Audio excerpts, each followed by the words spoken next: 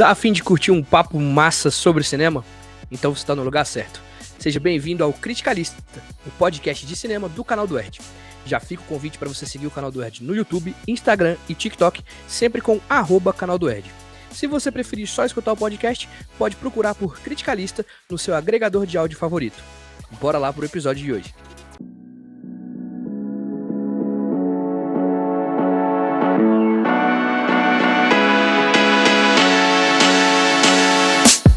Senhoras e senhores, sejam muito bem-vindos a mais um episódio do Criticalista, o podcast de cinema do canal do Erd.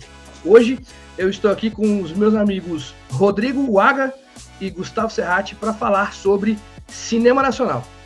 Para quem acompanhou os outros episódios, o Rodrigo já é uma cara mais conhecida aqui. Ele vai fazer uma micro apresentação dele e vou deixar um espaço para o meu amigo Gustavo Serratti, diretor de cinema extremamente premiado, se apresentar aí também. A palavra é com vocês, senhores. Pode ir, Gustavo, que o Gustavo é mais importante que a gente, aí ele vai primeiro. Eu já filmo há muito tempo, já trabalhei com o Rodrigo, já trabalhei com o Erdman nas filmagens. De importante eu não tenho nada. E é isso aí, tô no audiovisual há muito tempo, sou apaixonado por cinema e quero fazer essa briga aí. Você é persona online do Rodrigo.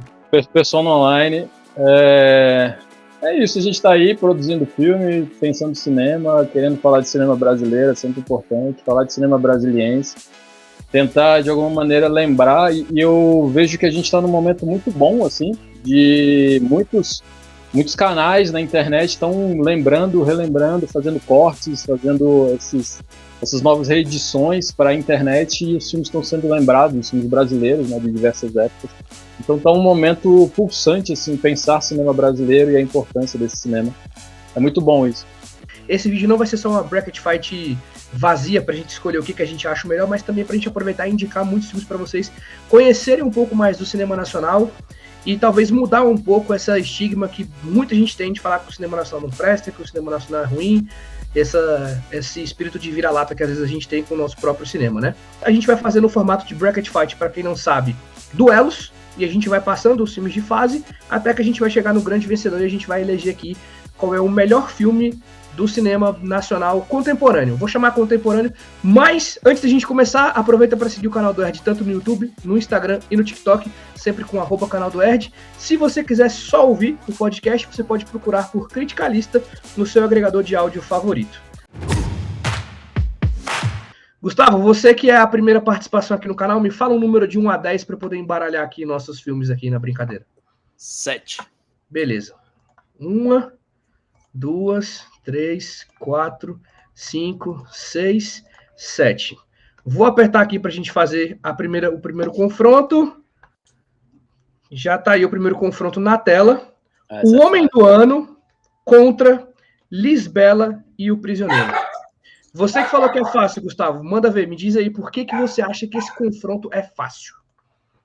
Porque, assim, Homem do Ano é um filme interessante, mas com Lisbela e Prisioneiro eu acho Lisbela um filme mais divertido, é um filme alegre, é um filme difícil de ver no cinema nacional, tem amor, tem aventura, é um filme...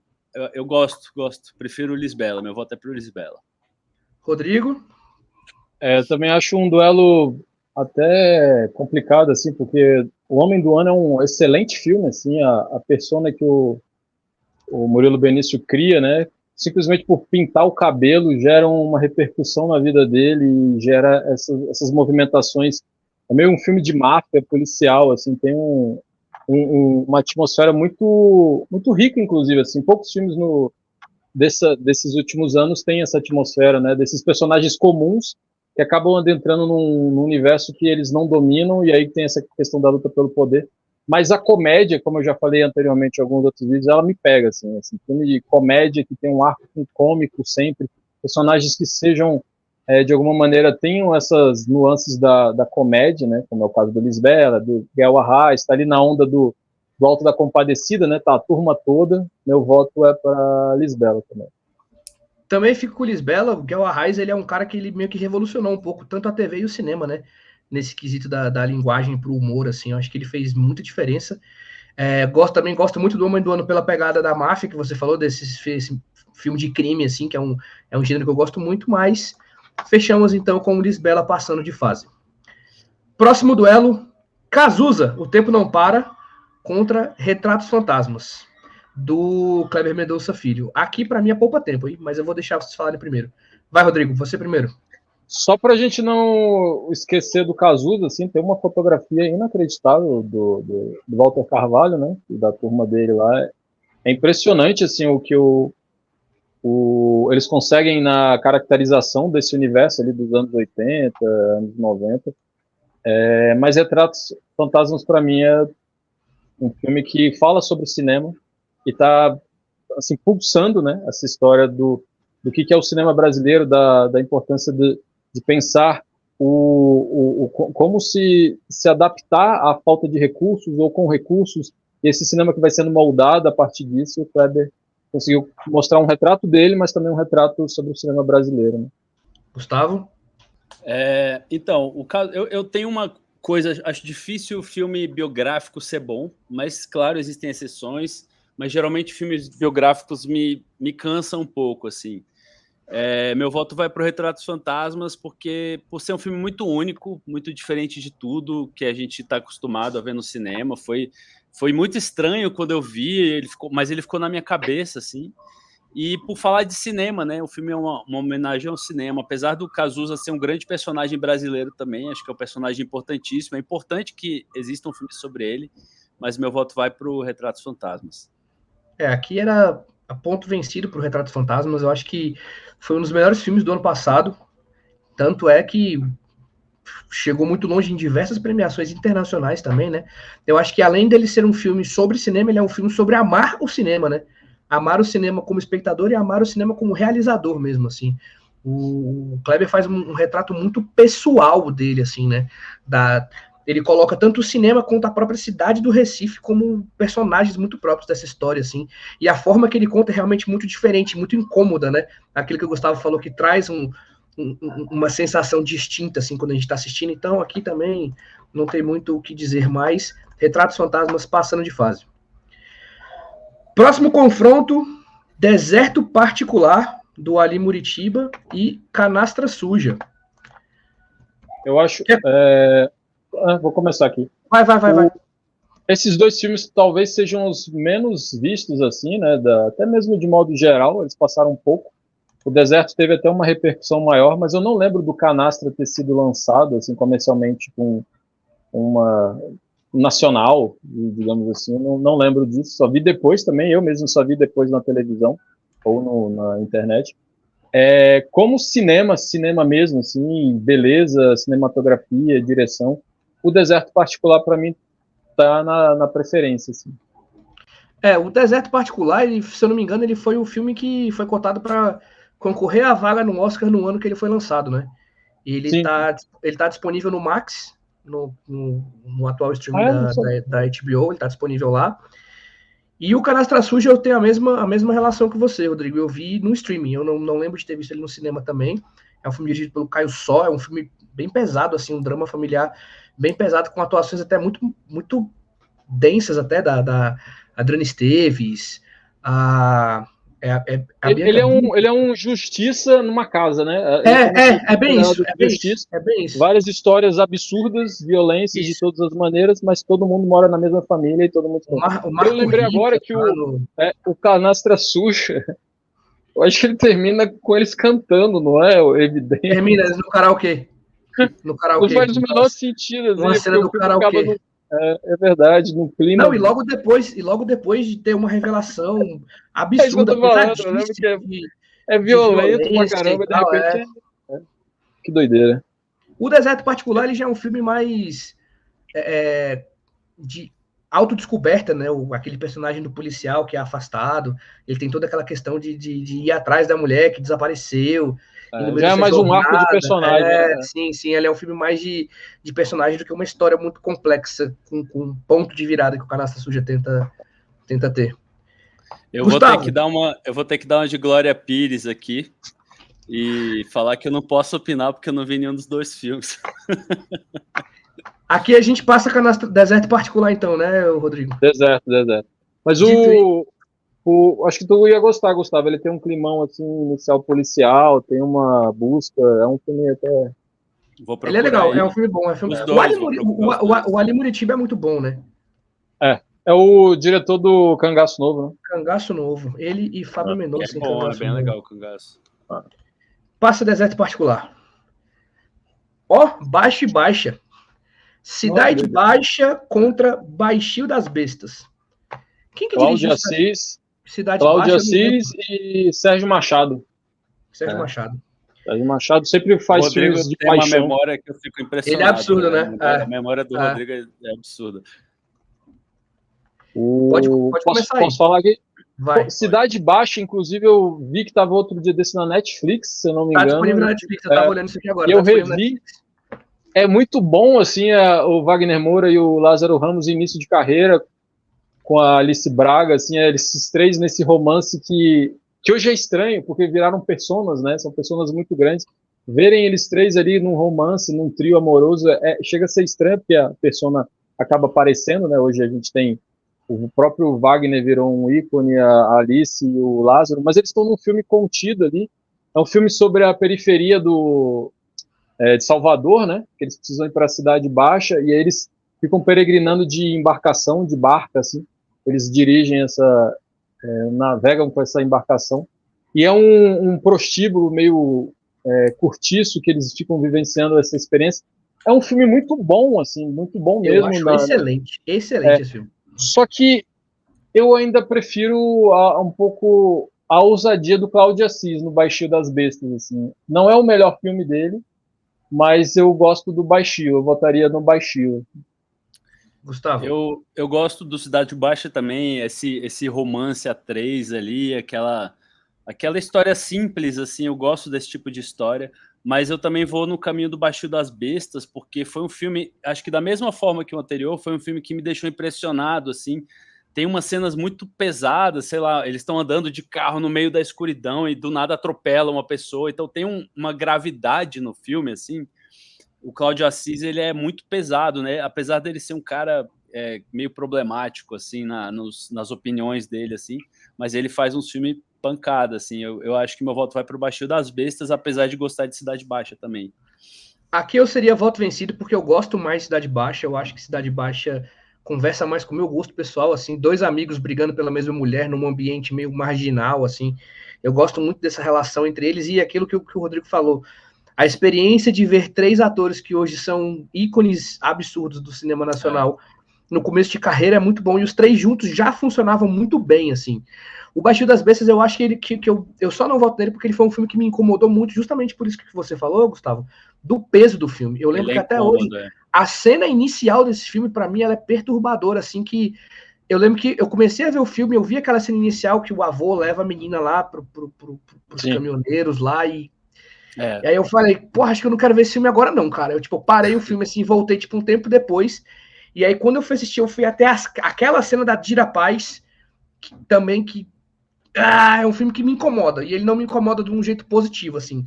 Fica o recado, Baixio das Vezes é um filme muito bom, mas vai com cautela, porque ele é um filme que pode ter absurdos gatilhos a cada 10 minutos. Tem, assim, tem, de fato. Eu posso mudar meu voto? Você me convenceu. Pode. Eu fico muito feliz quando eu consigo convencer o Rodrigo, porque normalmente eu perco para ele.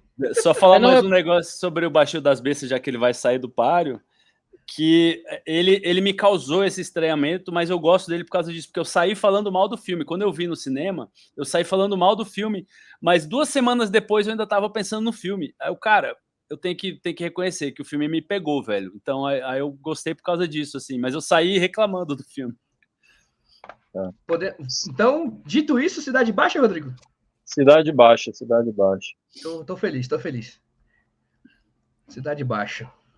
Aqui é a briga boa, hein? Briga excelente. O Invasor contra Animal Cordial. Vai, Rodrigo. Não, pode ir, Gustavo, vai você na frente. Você assistiu? Lembra? Cara, eu não vi inteiro, acho o Animal Cordial, mas o Invasor é um filmaço. Como é que é o nome do ator, cara? Beto Brandt. O Beto Brandt é o diretor. Paulo Miklos. Paulo Miklos. O Paulo Miklos é foda, né? Ele tava até no filme do Iberê, aqui, diretor aqui de Brasília recentemente. Ele tá sensacional, tem Sabotagem no Invasor. Eu vi um pedaço do Animal Cordial, não vi todo, então também não sei se o Animal Cordial é tão bom quanto, mas o Invasor, é um filme marcante no cinema brasileiro, ele é muito forte, e essa situação de um cara que vai ficando na sua casa, é uma coisa meio surreal, mas ao mesmo tempo eles constroem a narrativa de um jeito que faz sentido ali, né? É totalmente absurda a situação, mas faz sentido dentro do contexto que eles constroem. Os personagens são muito bons, os personagens são muito estranhos e muito bons, assim, eles são muito marcantes, assim. O Sabotagem está sensacional no filme também. Então meu voto vai para o Invasor aí. O Animal Cordial é um filme incrível, assim, acho que você tem que tirar um tempo e ver, Gustavo, depois, porque ele é esse filme desse cinema que a gente gosta, que ele se passa todo dentro de um único espaço. Tem um cápsula, pouco do filme cápsula, um pouco da ocupação, assim, de estar todo mundo ali vivenciando, experienciando uma situação dentro de um único quarto, de um único cômodo, apesar de ser um restaurante que tem outros quartos. Mas ele é muito intenso, assim, e os atores são incríveis. Mas o cinema do Beto Brant, ele, principalmente no Invasor, ele te empurra, né? O Marçal Aquino, né? Que é o roteirista. Caramba, é um cinema que é cru, mas que tem uma intensidade de personas, assim, e vai colocando essas pessoas num ambiente que os caras não têm saída, né? O que os caras fazem? E é quase um jogo de xadrez mental, né? Um vai tentando passar a perna no outro. E o Beto, até o próprio filme que a gente tirou aqui do Murilo Benício, né? Do Homem do Ano, ele tem isso também. Ele tenta trazer esse aspecto do próprio invasor, assim, dessas pessoas que estão ali, de repente um homem comum adentra aquele espaço, e o que acontece? Ele vai ter poder, ele vai ter importância, quem é esse cara, o que ele quer, ele sabe demais, ele sabe de menos, a gente tira ele da jogada, e tem essa percepção desse cinema muito intrigante, assim, né, de personas, né, eu voto no Invasor, apesar do Animal Cordial ser também um filme de terror, assim, tem o horror ali presente, mas a briga aqui é quase injusta, assim, né? E é da Gabriela Amaral, né, também, uma Gabriela diretora. Para mim é o melhor filme dela, assim, é um filme muito pulsante, muito importante, mas Invasor é um filme que marca. Eu lembro que na época que a gente assistiu, que eu assisti, ele deu vontade de fazer filme, né? Então, tipo isso, filme... caramba, vamos lá contar essas histórias. E é um filme de roteiro, né? O roteiro é muito forte. Marçal Aquino é muito bom. Eu falei isso aqui quando a gente conversou em algum dos episódios que a gente fez, que eu gravei com o Rodrigo, que às vezes quando eu tenho que tomar decisões entre os dois filmes, eu levo essa sensação do tipo assim, o filme que eu gostaria de ter feito. Eu concordo com o que o Rodrigo falou, Animal Cordial ele é um filme que ele começa simples, parecendo que vai ser um suspense, vira um filme de gênero, ele se transforma em um filme de terror, horror, muito diferente do que a gente está acostumado a ver no Brasil, que quase não tem uma produção tão forte para esse tipo de gênero, mas o Invasor é aquele filme que você assiste e você fala, cara, eu queria ter feito esse filme, assim, quem gosta de cinema e quem acompanha o filme do cinema nacional, é aquele filme que você olha e fala, cara, isso é muito genial, essa sacada é muito boa, essa fala é muito boa, essa cena foi muito bem construída. E é muito característico do Beto Brant, e eu acho que um ponto muito interessante do que o Rodrigo falou, você também falou, Gustavo, de que fez história, assim, digamos assim, ele impulsionou muitas pessoas a quererem fazer filmes semelhantes, né? Eu acho que até o Homem do Ano tem um pouco de Invasor nele, assim, se você for parar para olhar assim, a estética. Totalmente. Do filme, tem muita referência, assim, de um filme para o outro. O que ganha para mim no Animal Cordial, eu gosto muito do elenco de Animal Cordial. Eu acho o elenco absurdo, é mais um papel estranho do Murilo Benício. Tem o Irandir Santos, que ele qualquer coisa que ele toca vira ouro, assim, sei lá, acho que eu nunca vi esse cara fazer um filme ruim, assim, mas fica a indicação, os dois filmes estão disponíveis na Globoplay, mas eu voto com os relatores e vou de Um Invasor também. Próximo duelo, O Céu de Sueli, do Karim Ainus, e Tropa de Elite 2, do Zé Padilha, né? Eu sou Tropa de Elite 2. Eu gosto muito, tenho quase um carinho pelo Céu de Sueli também, por ser um filme simples, bonito, assim, mas, por Tropa de Elite é difícil bater aí, né? Tropa de Elite é uma puta produção, chegou no mundo inteiro, acho que tem um papel importante para o cinema nacional também, Tropa de Elite.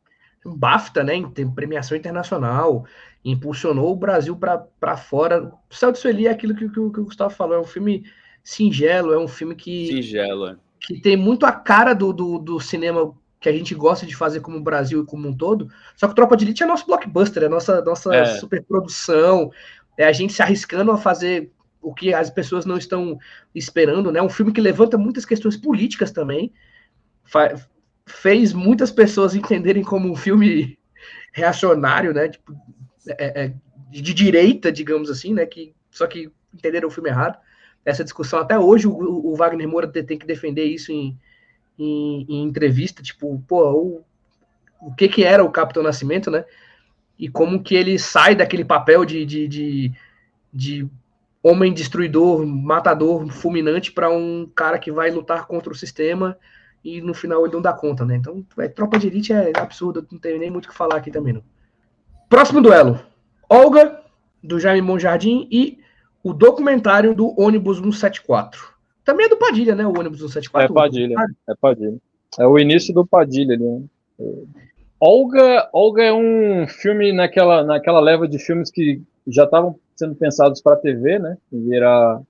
Seja um produto dividido, uma série para a TV. Então ele tem muitos recursos cinematográficos e também narrativos para isso, para a TV, para ser contado também em outra mídia, de uma maneira mais capítulo.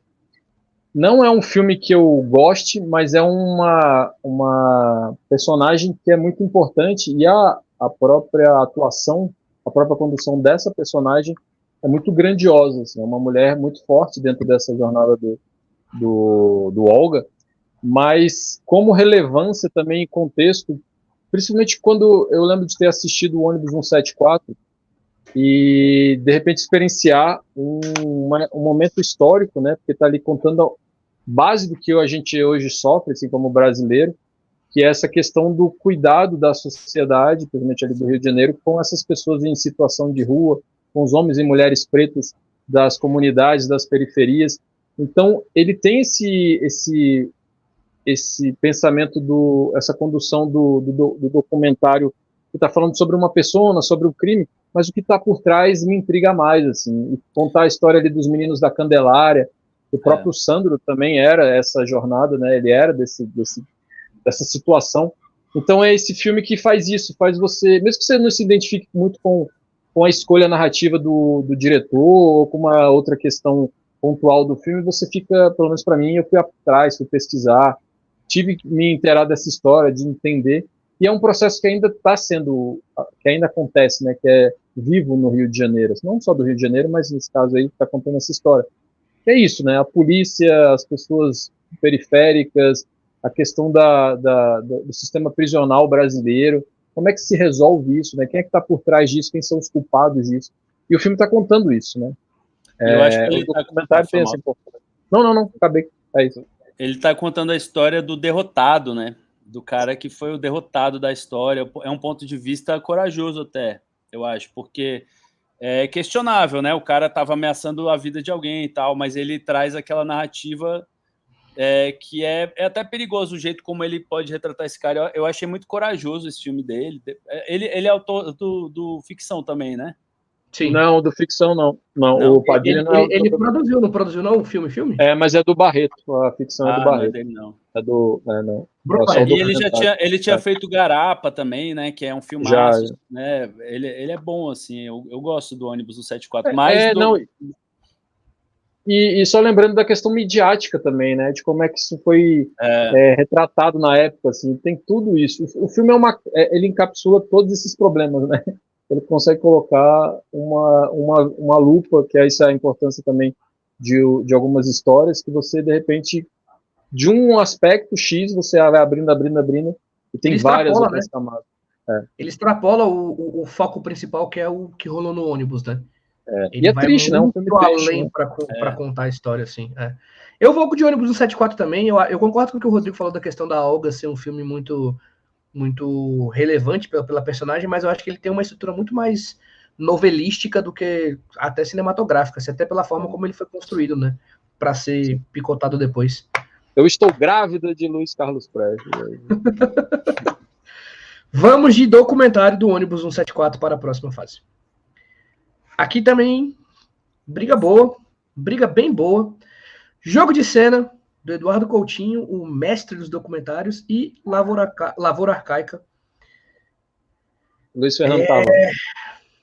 Aqui eu não sei, cara. É mais difícil, né? Esse aqui para mim é bem difícil, porque eu lembro que Jogo de Cena foi a minha primeira experiência com o cinema do Eduardo Coutinho. E, tipo assim, eu acho que Comigo funcionou assim, mas eu acredito que qualquer filme dele que você pegar para ver talvez cause a mesma sensação. Eu nunca fui muito fã de documentário como espectador. E depois que eu vi Jogo de Cena, eu falei, cara, eu quero assistir as outras coisas que esse cara faz. Porque ele constrói aquela narrativa dos personagens reais ficcionais, aquilo tudo faz uma construção muito doida na nossa cabeça, assim. E ele é muito bom em criar as narrativas, criar o storytelling no filme dele, assim, né? Eu acho que é um... Não à toa ele é muito reconhecido como um cara muito forte dentro do gênero do documentário.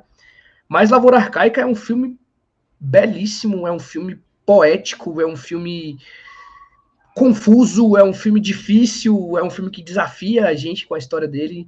Não sei. Vou ouvir vocês para ver o que eu faço. Eu acho que Jogo de Cena não é o melhor filme do Coutinho para mim, mas é um filme, eu acho que até pela forma como ele distorce o gênero do documentário, ele tem uma importância muito grande para o gênero documentário, né? Porque tem essa história de que documentário é real e ele consegue brincar até com essa... Então ele tá brincando com metalinguagem ali, é um filme foda, assim, mas não é meu preferido dele. E Lavoura Arcaica é isso, acho que é bem o que você falou, é um filme meio onírico, assim, parece que você está num sonho, tem até a forma de ser, a fotografia, aquela coisa borrada. Eu acho Lavoura Arcaica também uma pérola do cinema nacional, então meu voto, eu lamento deixar o Coutinho, mas meu voto vai para Lavoura Arcaica nessa aqui. Lavoura Arcaica. O Rodrigo nem fala nada, né? Lavoura Arcaica. Então passaremos Lavoura Arcaica, na próxima etapa falaremos mais de Lavoura Arcaica. Exatamente. Aqui já vamos começar o mata-mata do lado esquerdo. Já estamos na segunda fase com os filmes do lado esquerdo. É melhor ir para o outro lado? Ele vai automático. Tá. Deixa eu ver se eu consigo puxar aqui. Não consigo. Ah, você votou. Não! Segura, para de clicar. Segura. Esse aí já era. Não, eu quero tirar. Ele consegue. Tirei. Spoiler. Pronto, vamos matar o lado esquerdo aqui, então. Vai. Tá, vai lá. Lisbela e o Prisioneiro contra Retratos Fantasmas. Agora aqui a gente tem o filme pessoal sobre amar cinema e fazer cinema do Kleber Mendonça Filho contra Lisbela e o Prisioneiro, que é uma comédia leve, com uma coisa que a gente não falou de Lisbela e o Prisioneiro, que eu guardei essa curiosidade já que ele passou de fase. O primeiro dinheiro que eu ganhei com o meu salário do meu primeiro emprego foi para comprar o CD da trilha sonora de Lisbela e o Prisioneiro. Que para mim é uma trilha sonora vendeu muito. Caetano Veloso, Sepultura cantando com Zé Ramalho, Los Hermanos. Tem a trilha sonora desse filme como um todo, ela é muito bonita, ela é muito... É foda, assim, eu me amarro na trilha sonora desse filme. E um outro ponto que eu acho muito positivo aqui é a atuação do Selton Mello. Especialmente a atuação do Selton Mello. Aquele cara sedutor, meio malandrão, que tenta lidar com as coisas da melhor forma, assim. Esse filme já era pós Auto da Compadecida, né? Ele já tinha tido ali um brilho cabuloso com o Chicó no Lisbela, mas ele traz essa malandragem do personagem dele e tal. Eu acho muito boa a atuação desse filme. Eu acho o filme incrível, na verdade, como um todo. Mas, dito isso, eu voto em Retratos Fantasmas. Eu gosto muito do Retratos Fantasmas, assim, é isso que a gente estava comentando. O documentário brasileiro, se tivesse um produtor, não que necessite disso, a gente está falando aqui, mas a gente está falando vou falar de premiações, de importância, que é bom ter esse selo, né? Ganhou um prêmio em Cannes, ganhou um prêmio em Veneza, ganhou um prêmio em Mar del Plata, ganhou um prêmio. E aí o documentário brasileiro já deveria ter recebido Oscars, assim, já deveria ser uma produção que estivesse lá recorrente, assim, porque quando você assiste documentários no mundo e assiste um documentário brasileiro, o documentário brasileiro sempre tem personagens, sempre tem uma estrutura, sempre tem uma narrativa que dá uma relevância, assim, para qualquer assunto, né? Você vai falar de um assunto que às vezes parece pequeno, a pessoa que faz pinta garrafa e aí vira uma história absurdamente incrível sobre o Brasil, sobre a história, sobre tudo. E o Kleber, né, que também veio do documentário, assim, de pensar o cinema como crítico, como fazedor depois de cinema, é um filme extremamente importante, é um filme recente, mas a comédia do Lisbela e as personas e o mundo fantástico que eles construíram, conseguem criar, né, o Guel Arraes e a turma deles lá dos Falcão, e a própria produção da Rede Globo ali naquela época que tinha uma... Cara, visualmente é lindo, né, o filme. Assim, o filme tem esses espaços no Nordeste brasileiro, com essas pessoas que transitam. Tem uma questão, sim, que são tipos nordestinos, estão ali transitando pelo Nordeste, ou cidades do Nordeste, não são nordestinos, são atores de São Paulo, do Rio de Janeiro, mas ainda assim tem alguns ali que estão muito vivos, né, são muito ricos a cultura nordestina, e esses filmes trouxeram isso, né, a Suassuna, trouxeram essa experiência até mesmo do falar, né, dessa maneira deles conduzirem a história. Talvez é o filme mais bonito do Guel Arraes, para mim, assim, em termos de cenografia, visualidades. Meu voto é por Lisbelas. Gustavo, tá na sua mão. Caraca, ficou comigo a responsa, hein?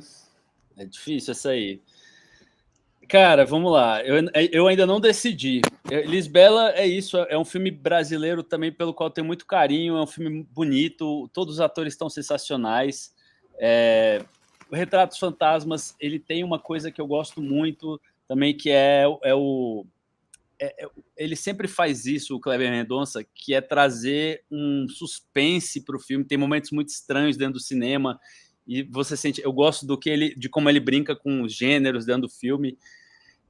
Como o Lisbela é um excelente filme, mas como a gente tem outro filme na mesma linha aí na nossa lista, que eu sei que está aí, meu voto vai para o Retrato Fantasmas, porque acho que vai dar um embate melhor, assim, mas eu fico muito dividido entre os dois aí. Eu ia soltar esse argumento que você usou, porque eu ia falar assim, beleza, Lisbela é legal, mas quando ele encontrar o outro que é igual, é melhor que ele vai perder, melhor, então é melhor passar o Retrato Fantasmas. E o Retratos tem esse universo... Dito isso... O Retratos tem esse universo que o Gustavo gosta também, essa capa dos bate-bolas, né? Tem os bate-bolas mascarados, os Clóvis. Mascarados. Você fica querendo ter vivido em Pernambuco, né? Vivido aquele cinema, a vontade que dá de ter vivido aquela vida lá. Próximo mata-mata, Deserto Particular do Ali Muritiba e Cidade Baixa. Aqui, nesse caso, para mim, se torna um conflito, uma disputa fácil. Porque assim como eu defendi Cidade Baixa no anterior, que foi uma briga difícil com o Baixio das Bestas. Baixio das Bestas. Eu acho Cidade Baixa um filme melhor que o Deserto Particular do Ali Muritiba. Gosto mais. Conversa mais com o gênero que eu gosto, que foi o que eu falei. E se tivesse que votar, iria com Cidade Baixa. Cidade Baixa. Cidade Baixa. Eu não vi Deserto Particular, então mais Cidade Baixa. Briga boa de novo. Esse lado aqui agora já era. Esse lado aqui agora é só dor de cabeça pra gente, tá? O Invasor contra Tropa de Elite 2. Temos um possível finalista aqui, tá? Pra mim. Já adiantando, porque eu gosto da polêmica. Cara, eu acho que quem passar daqui bate nos outros. Meu voto vai pro Invasor. Eu acho que Tropa de Elite... Caraca. Tu gosta mais do primeiro ou do segundo, Gustavo? Eu gosto mais do segundo. Mas nesse caso aí... O segundo é muito mais filme, né? Mas nesse caso, com Invasor é foda. Invasor tá entre meus filmes preferidos. Do geral ou do cinema nacional? Cinema nacional.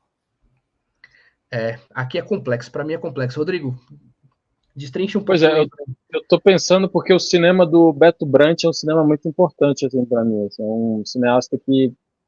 Eu não sei se os outros filmes dele vão estar aí, Os Matadores, eu não olhei a lista, mas é um cinema, principalmente o Marçal Aquino, por ser um roteirista que eu gosto muito, as histórias dele são, assim como as histórias do Sérgio Santana, são histórias que me pegam, esse cinema, são as histórias policiais do homem comum que entra num conflito, numa situação que ele não sabe exatamente como sair, ou ele está tentando criar outras situações mais absurdas, hein?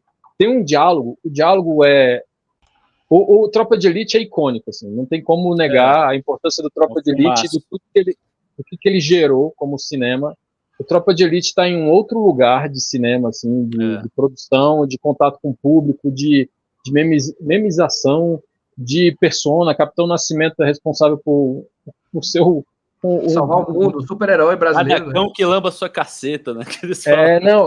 Exatamente. E ao mesmo tempo que ele tá num lugar de herói do cinema brasileiro, ele também virou herói de um lugar que não deveria. E isso é uma personificação assim, problemática. Mas o filme, como cinematografia, como história, como ver na tela, um cinema lotado, foi uma experiência inacreditável, assim, Tropa de Elite. Mas, pensando no embate, como cinema mesmo, assim como o Gustavo falou que gosta muito do Invasor, que é um dos filmes preferidos dele, o Invasor, para mim, também é um dos filmes mais marcantes, assim, de história, de de personalidades que estão ali no... Tem um ator que provavelmente está em quase todos esses filmes aí, de alguma maneira, que é o Marco Rica, e o confronto dele de pegar o Paulo Miklos, que estava ali no primeiro filme, com esse ator que é grandioso como o Marco Rica, e os dois estarem no embate, assim, e você vê medo no olhar do personagem do Marco Rica em relação ao personagem desse cara, do Paulo Miklos, assim, você fala, caramba.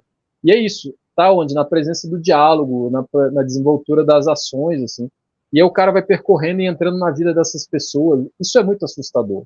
Isso é muito assustador. Para mim, ele deveria ser tão icônico quanto o próprio Capitão Nascimento. Mas eu entendo a maior bilheteria do cinema nacional durante muitos anos, que foi o Tropa de Elite, que é o Tropa de Elite 2, o tamanho do Tropa de Elite 2, mas esse cinema mais contido me pega. Principalmente olhando os dois lado a lado, né? Eu votaria no Invasor. O Paulo Miklos, ele tem a estranheza física do que não era costumeiro no nosso cinema, né?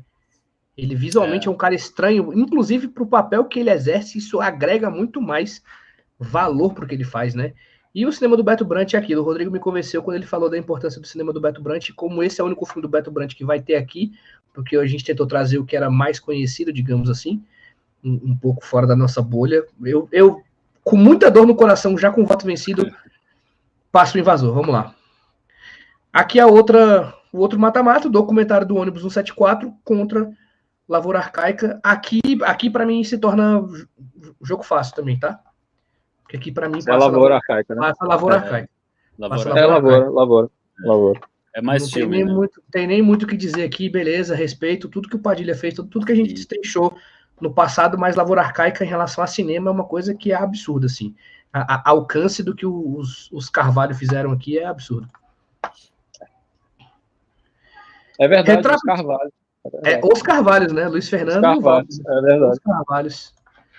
Retratos Fantasmas contra Cidade Baixa.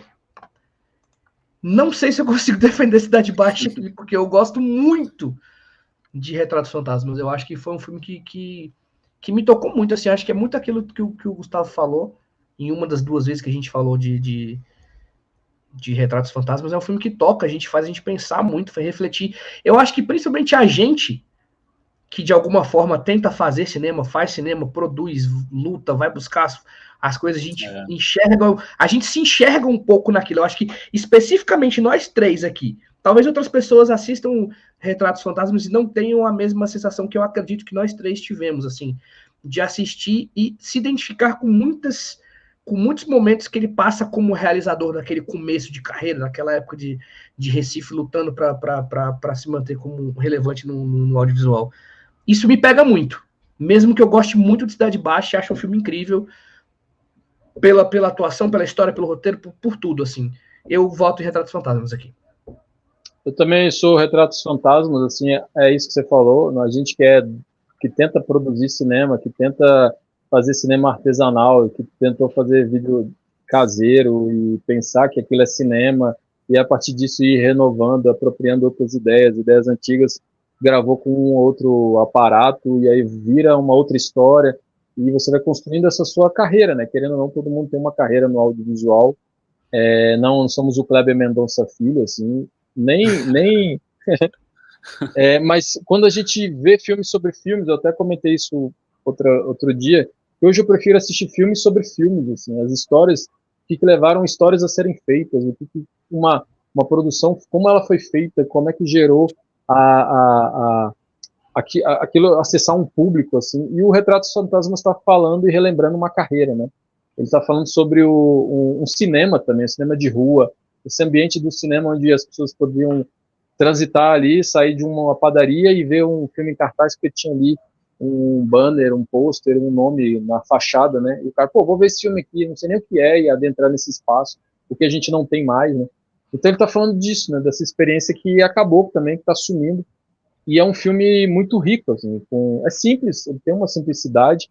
Às vezes ele fala até demais dele mesmo, assim, no aspecto de muito pessoal, mas aí ele tenta não ser tão pessoal. Eu percebo que eu senti falta um pouco desse,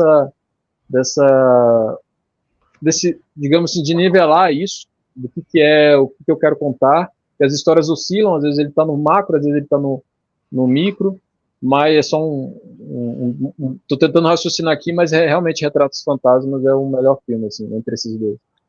É o que vocês falaram do outro, acho que o Cidade Baixa tem 3 grandes atores que eles explodiram depois disso, e no Cidade Baixa você já vê quem eles são ali, são puta atores, os 3 que estão protagonizando. Mas o Retrato Fantasma, eu acho, Retratos Fantasmas, a gente meio que acompanhou a carreira do Kleber Mendonça desde o início, né, quando ele lançou Vinil Verde, os primeiros curtas Recife dele, Frio.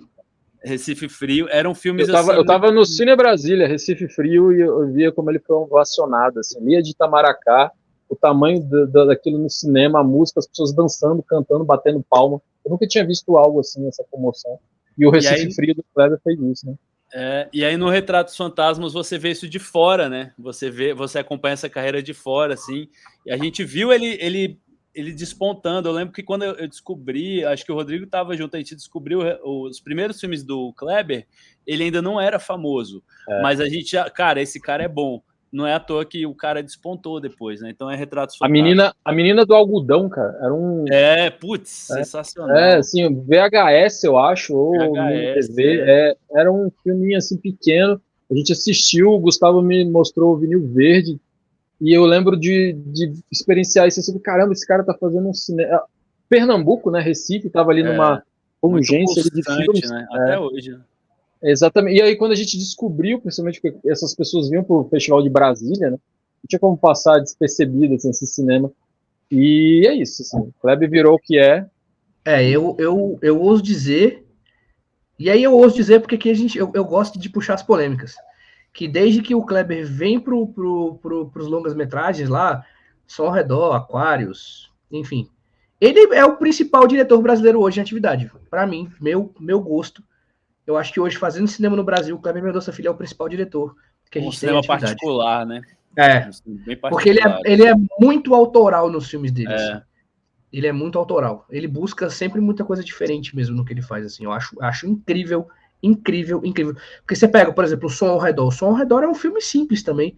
É um filme que fala do nada, até, se você for parar pra pensar, tipo, aquela questão do segurança da rua, do condomínio, e ali ele destrincha uma história absurda com personagens que fala nada com nada. O Aquarius, um prédio lá que o cara quer derrubar o prédio e a mulher não quer vender. E o Bacurau, então, nem se fala, né? A gente vai falar um pouco desses filmes daqui a pouco.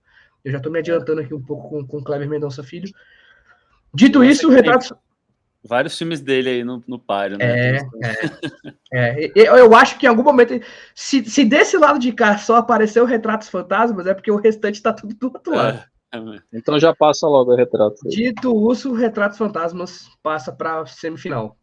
E aqui, Dito Urso, tu mandou Dito Urso. Dito Urso.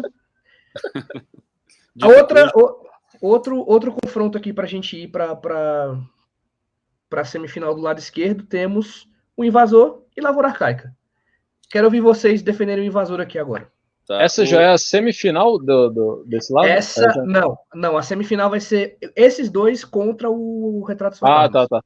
Beleza. O Lavoura Arcaica é um filme bíblico, né? Assim, é um filme...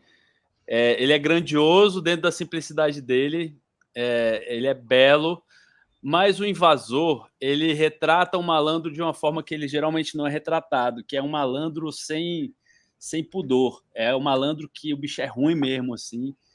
Geralmente o malandro aparece no cinema sempre de uma maneira romantizada, né? E nesse filme, não. Nesse filme é um cara ruim, quase um psicopata malandro, né? Ele se aproveita daquilo. Então, eu acho que o Coringa brasileiro. É o Coringa brasileiro. É isso aí, meu voto é pro Invasor. Vai, Rodrigo. Coringa Brasileiro é o nome de um disco do Supla, o Coringa Brasileiro. Cara, Lavoura Arcaica, como o Erdman lembrou, os Carvalhos, todo o elenco é inacreditável. Eu sou muito fã do Luiz Fernando Carvalho.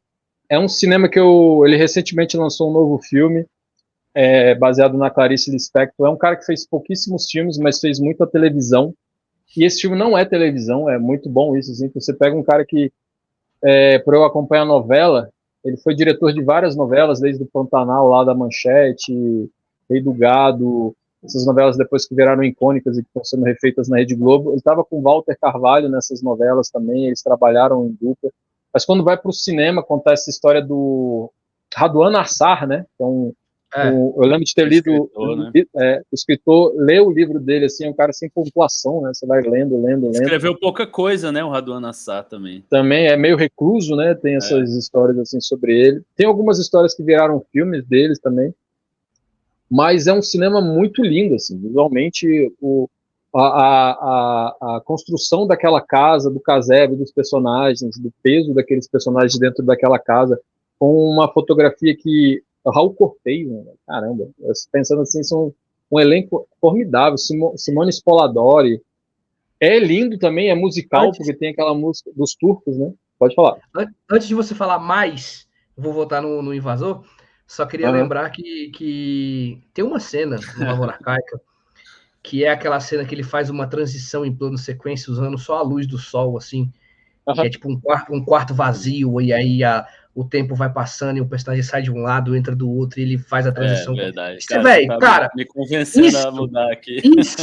Isso é absoluto cinema, assim, ó. Aquela cena da dança também, né? Aquele Simone Spoladori vai pisando nas uvas e aí a imagem fica turva. Por mais que eu entenda toda a paixão, devoção e reconhecimento que vocês têm ao cinema. Antes de você concluir, Edmund, eu não ia votar no Invasor, eu vou votar no Lavoura. Porque eu imaginei que você fosse falar, falei, mas o Invasor é um filme.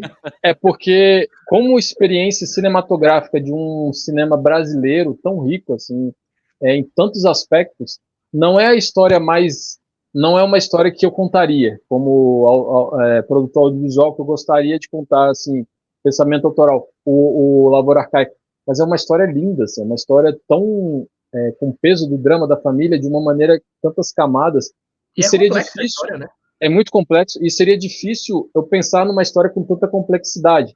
E aí você pega o cinema do Invasor, que é esse cinema mais de persona, assim, intrincado, da cidade, urbano, é um cinema que eu gosto de fazer, é um cinema que personagens que eu gosto de pensar e de criar, de diálogos também, porque o Lavoura não tem tantos diálogos assim, mas tem diálogos com mais peso da literatura, né? São diálogos que estão numa embocadura diferente, assim.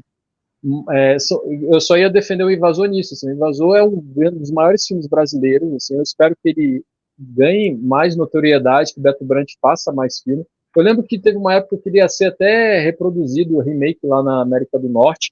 O Invasor tinha sido vendido os direitos dele, do Marçal Aquino. Não ia chegar nem aos pés, né? Exatamente. Mas o Lavoura Arcaica como experiência cinematográfica, assim, de ver e rever. Eu vi o relançamento deles, que eles fizeram uma digitalização, acho, da cópia 35, alguma coisa assim. É inacreditável até hoje. É um cinema muito experimental em em alguma maneira assim, do fazer também, porque esses caras dentro dessa casa, vivenciando essa luz do dia, filmando com vela, é difícil de ser reproduzido hoje. Eu não vejo um filme brasileiro que tenha tantas possibilidades assim artísticas, porque tem uma questão de dinheiro, de tempo, de tudo, né? De disposição, de construírem uma casa em relação ao sol, para que a maior parte do cenário ficasse... São os Carvalho, né, velho? Exatamente. É Tarkovsky, quase. Exato, o Gustavo lembrou bem, Tarkovsky. Assim, meio Barry Lyndon, né? E é um cinema maluco, de gente que gosta de fazer cinema em outro nível, assim, de possibilidade artística. Parece não tem como não votar no... né? Lavoura Arcaica, assim. Lavoura Arcaica é meu voto. É merecido. Você vai querer mudar o voto, Gustavo? Você vai...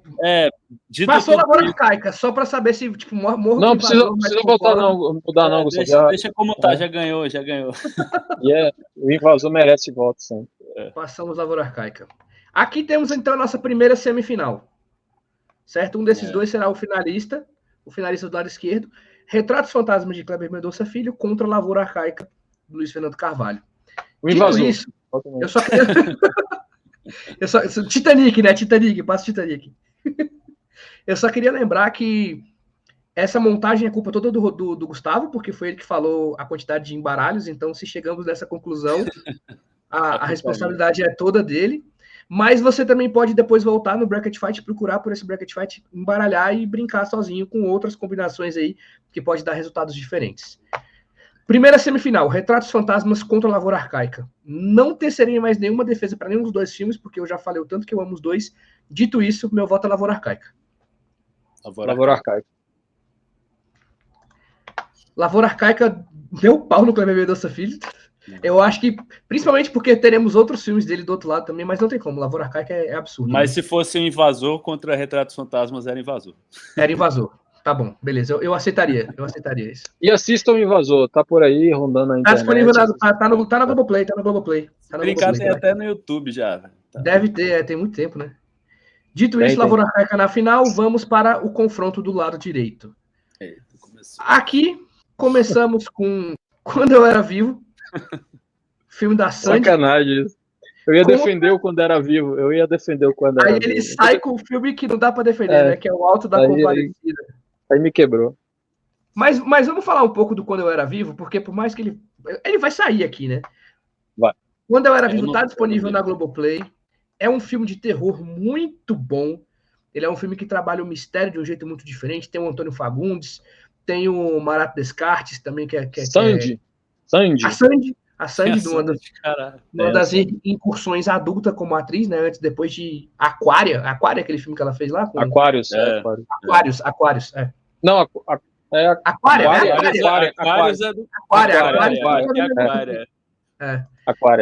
E Aquária não tá na lista, não, pô? Pô, não coube. Infelizmente não deu pra colocar. Eu gostei muito quando eu vi, foi um filme que me surpreendeu, assim, eu vi sem expectativa nenhuma. Quando Eu Era Vivo, foi um filme que me pegou muito pela tensão que o filme constrói no decorrer daquela história meio bizarra, né? É um filme do Marco Dutra, que tem um cinema de terror muito particular também. Eu acho que dentro desse gênero ele constrói filmes também muito diferentes, assim, principalmente de ambientação, de como a gente se sente enquanto aquilo. Eu acho que a Sandy foi muito bem escalada para esse papel, porque tem uma questão musical que envolve o filme lá, que tem que cantar a música do Eu Sou a Serpente da Noite. É a inocência, né? Tem uma inocência. Eu Sou a Serpente da Noite, não sei o que, é uma música bem tensa lá que ela canta, que é muito massa. E é um filme que vale muito a pena ser assistido por ser um filme diferente, é um filme de terror diferente, que foge um pouco desse espectro dos jumpscares, de susto por susto, ou de ser um filme visualmente violento, sanguinário, essas coisas assim. Eu acho que é um filme que vale muito a pena ser visto. Dito isso, o Alto da Compadecida ganha. Sim, Quando Eu Era Vivo é um filme que eu gosto realmente, assim, é um filme que me marcou de ter até assistido o cinema do Dutra, do Marco. É uma história muito contida também, esse filme cápsula, que se passa todo dentro de um apartamento, praticamente. O apartamento vira uma persona, assim, tem a informação desse personagem do Antônio Fagundes, que é esse homem aposentado, que está tentando recuperar a vida, ainda uma certa juventude, assim, de se colocar no mundo, de conhecer novas pessoas, de fazer exercício físico, de querer morar sozinho. Tem a presença do filho que volta a morar com ele, e aí isso vai quebrando essa rotina dele.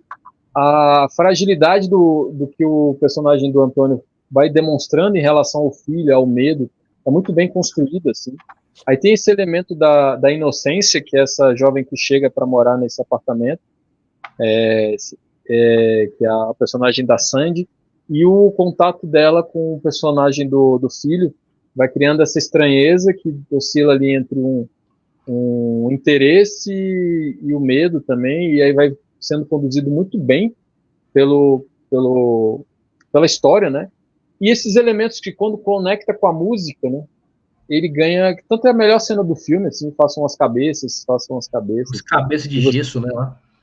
E a história muito familiar, é como se fosse o Iluminado, digamos assim, essas histórias do Stephen King, dentro de um apartamento em Copacabana, assim, é isso.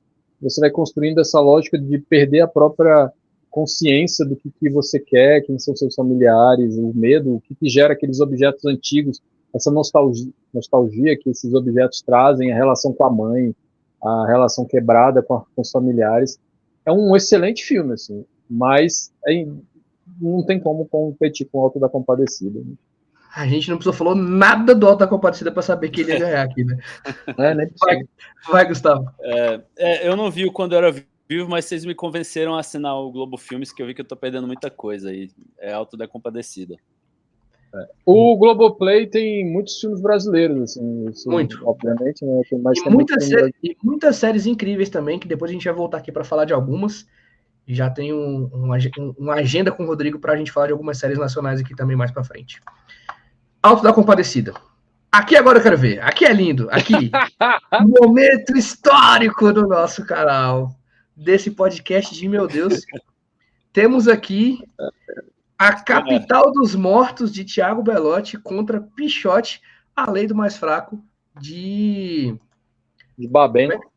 Hector Babenco. Eu fico feliz só do Capital tá na lista. Eu fiz questão de colocar o Capital dos Mortos porque eu queria dar esse espaço para os meus amigos realizadores, produtores. Gustavo, inclusive, atua nesse filme. Grande Lucas. Foi uma incursão complexa, difícil, uma parada desafiadora que esses dois tiveram aí alguns anos atrás, que foi fazer um filme de zumbi acontecer em Brasília. Nas mãos um longa-metragem de baixíssimo orçamento, dirigido pelo Thiago Belotti, do canal Meus Dois Centavos. Rodrigo produziu, Gustavo estava no elenco, mas também fez muita coisa no Capital dos Mortos 2. O Erdman foi zumbi, não foi zumbi, Erdman? Não, foi não. Não foi? Não foi. Mas eu chamei? Eu não lembro, acho que não. Eu acho que eu chamei. Eu acho que não. Eu acho que não. E eu só ajudei no 2. No 2 a gente foi lá, ajudei na Mundo cena Morto. Que a gente foi gravar no hotel, que a gente foi gravar lá no hotel, a cena do Nobu com a Renata, com... É a cena do início. É verdade. Que a gente foi fazer essa participação aí foi a minha contribuição. Eu tenho uma história... Digam, falem sobre. Uma história engraçada que eu fui reconhecido, eu tenho um fã, posso dizer que eu tenho um fã. Por causa do tem vários. Eu tenho esse, que eu tava trabalhando e eu tava de cabeça raspada como eu tô no Capital, né? E aí o cara falou, Lucas?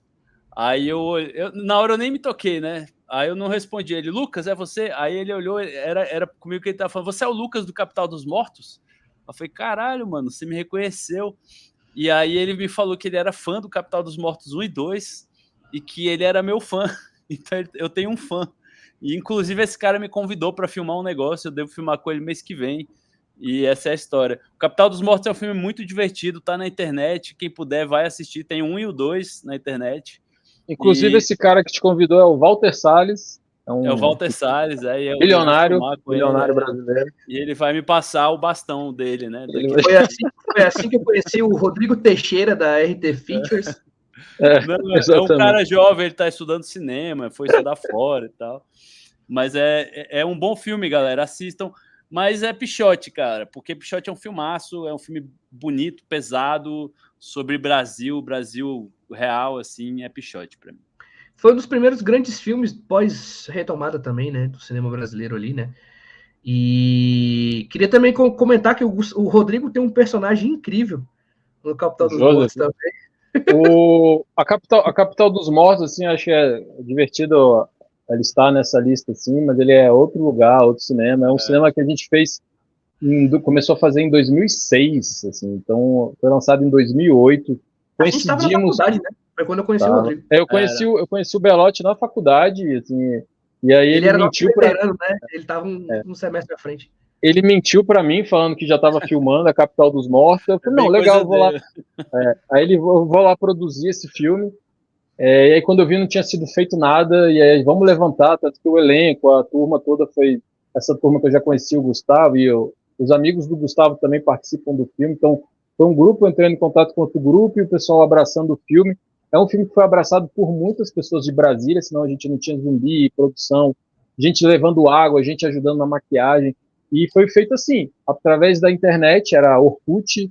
Chamando as pessoas para participarem das gravações. É um filme que o Belotti entregou a vida dele para esse filme, largou o emprego, largou literalmente, tudo. Para fazer, e eu abracei na medida do possível, produzi o filme, participei atuando, câmera, levando tudo que era possível, a gente fez, assim, maquiagem, e coincidiu de ser lançado em 2008, junto com um cineasta que hoje em dia é grandioso, que é o Rodrigo Aragão. A gente lançou no mesmo dia que Mangue Negro, foi o início dos dois, assim, tanto o início da Capital quanto do Mangue Negro. O Rodrigo já está no 6º longa, e no mesmo dia, uma curiosidade, foi lançado também o Encarnação do Mal, do Mojica. Então a gente lá no Fantaspoa foi primeiro a Capital dos Mortos, depois o Mangue Negro, e depois o Encarnação do Mal no mesmo dia, com a apresentação dos 3 filmes, assim. Então não tem como não lembrar da Capital assim, como um grande lugar pra gente de início. É um filme pequeno, é um filme que estava na internet, mas o Belotti tirou. Ele tem uma versão preto e branca, que dá pra achar ainda. Tem alguns outros lugares, mas pela diversão, pelo trash, pela história de zumbi ali, antes do boom do Walking Dead, né, como série. Antes da modinha de zumbi total, né? Porque logo depois começou uma moda de zumbi internacional, assim, né? Foi.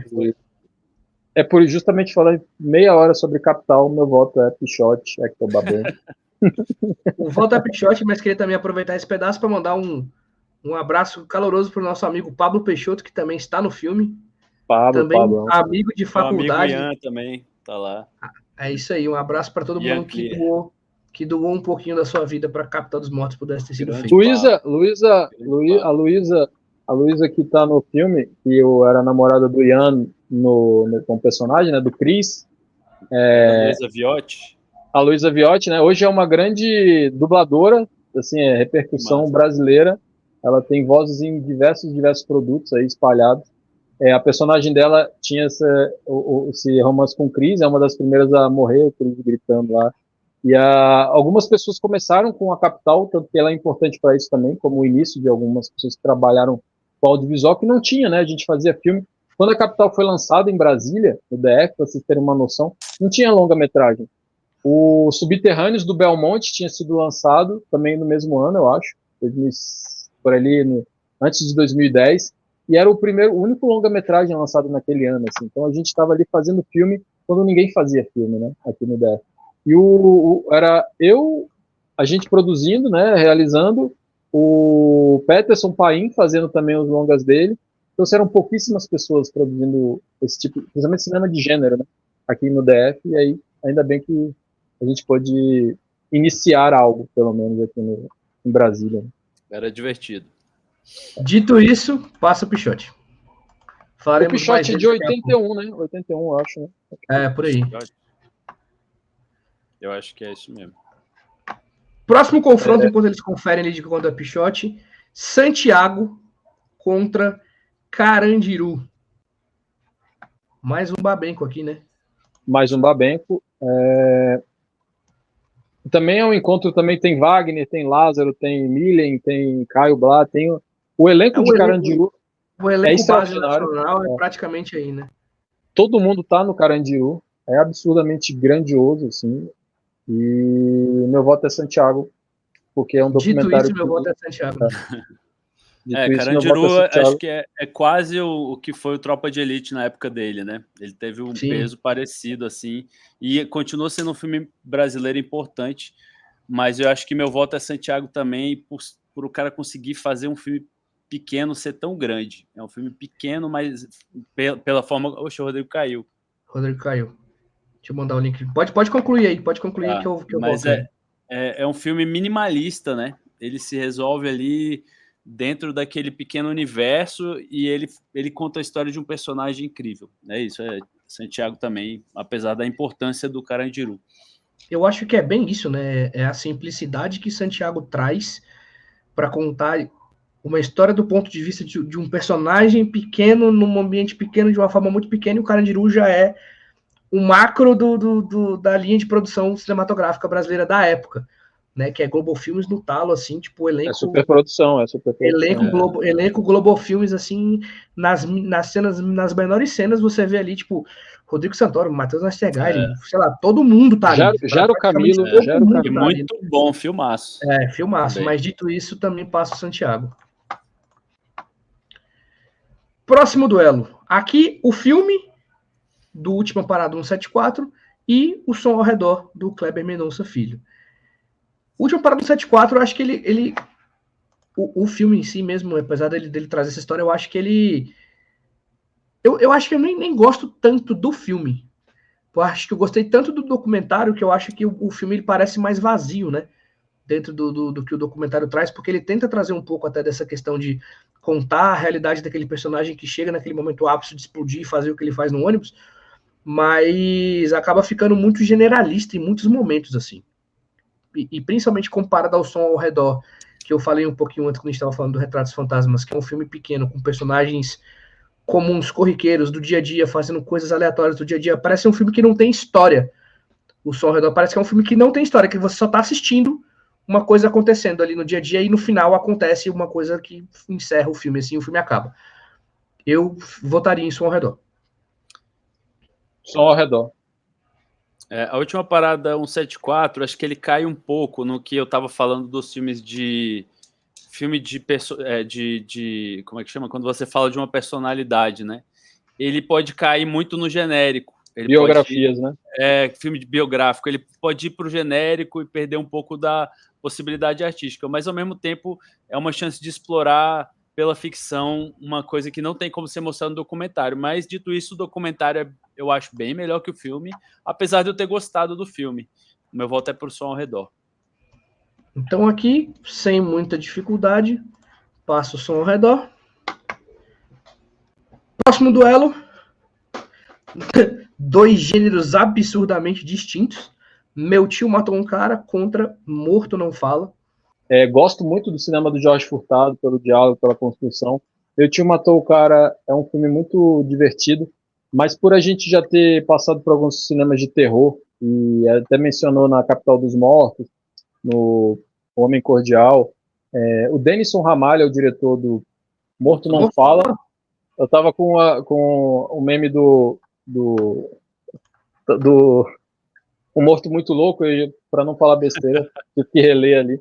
Mas O Morto Não Fala é um filme bem pequeno também, assim, do Denison. O Denison, Morto Muito Louco. O Denison é o diretor, co-dirigiu várias sequências do Encarnação do Demônio, que foi o último filme grandioso do Mojica, né?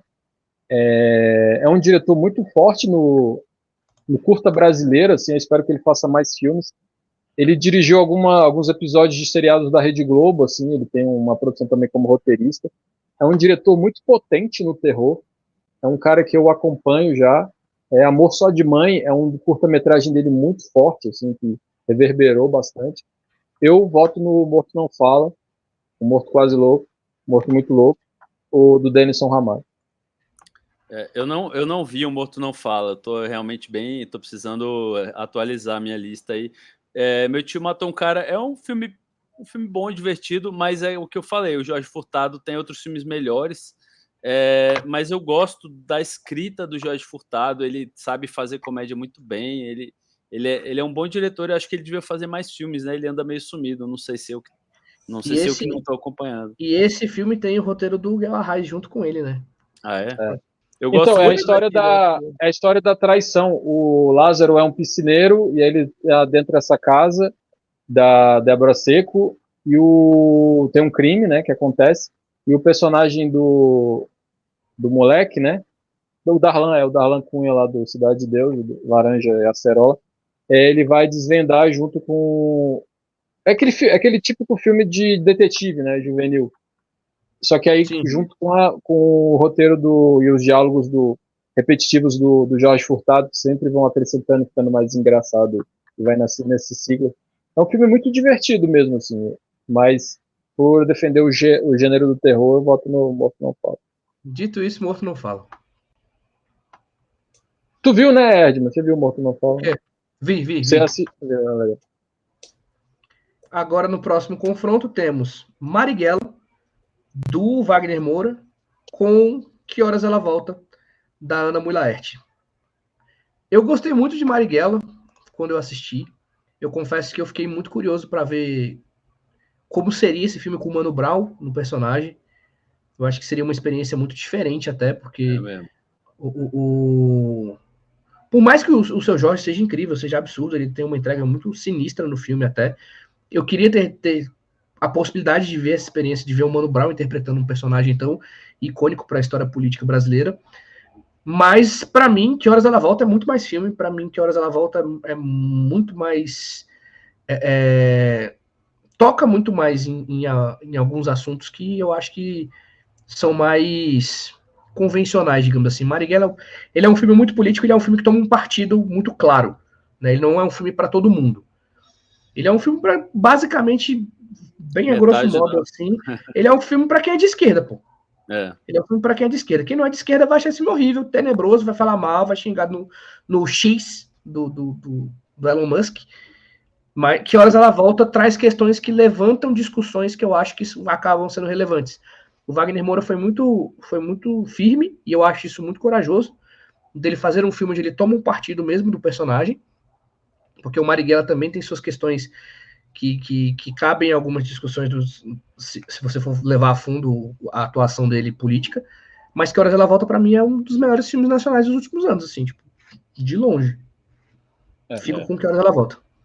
Que Horas Ela Volta é um marco, assim, ele traz um cinema e uma experiência de um filme leve em ser assistido, não na temática, mas que constrói principalmente pela empatia das pessoas, que ali poderia ser um filme pesado também, para baixo, e carregasse um peso dramático muito maior, que é uma história realmente, tem poderia ter esse desdobramento, mas é um cinema que você indica e a outra pessoa às vezes nem compreende todos os aspectos que estão ali dentro, tudo que ela quer dizer como cineasta, mas você assiste porque as pessoas são muito...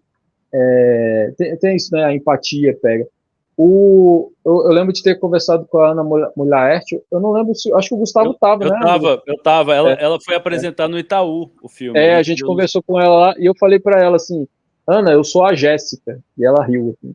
Porque é isso, porque essa história de domésticas onde o filho tem a possibilidade de ter estudado, principalmente por questões governamentais, por acesso às instituições, né, acadêmicas, ao estudo, e você ter se formado. E o cinema da Ana, ela tem o próprio filme que não está aí, da Glória Pires e do próprio Paulo Miklos, né, ela tem uma leveza em contar alguns temas que te pega, assim, tema pesado. É um filme ótimo. Sim. Também, é um excelente filme, assim, que tem personagens e o próprio Durval Discos, né? É uma mulher que tem uma também. Exatamente, assim, uma leveza no contar histórias que são sobre a nossa história, são histórias que têm camadas sociais, camadas de importância relevantes, mas com personagens que te abraçam, assim, que você quer saber mais sobre eles, né? E o Marighella é pesado, né? Ele é denso, como a história precisava, mas é um grande filme, mas eu também percebo que, não sei se era a intenção inicial, mas ele acaba sofrendo com esse aspecto das biografias também, assim. Em ter um personagem muito denso, muito intenso, mas a história dele é tão complexa que você vai enchendo de outros personagens, e aquele cara vai ficando esvaziado ali dentro, né? Eu gosto do filme também, gosto da condução do Wagner Moura, mas não tem como não votar no Que Horas Ela Volta.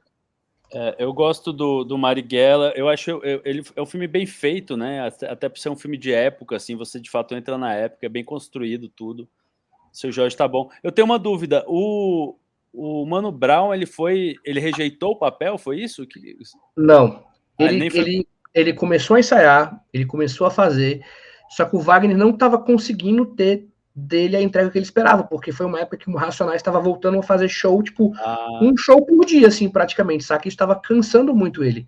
E aí ele teve que chamar o Mano Brown de canto e falou, cara, desculpa, mas eu vou ter que tirar do filme porque não tá rolando. E aí ele fala até que o Mano Brown ficou, tipo, aliviado, assim, porque ele tava querendo fazer o máximo para entregar, ele não queria abandonar, mas ele entendeu super a parada e aí eles trouxeram o Seu Jorge pra substituir. Tem um filme do filho do Mano Brown atuando, que é o Na Quebrada. É um filme até recente, assim. É um filme sobre periferia também.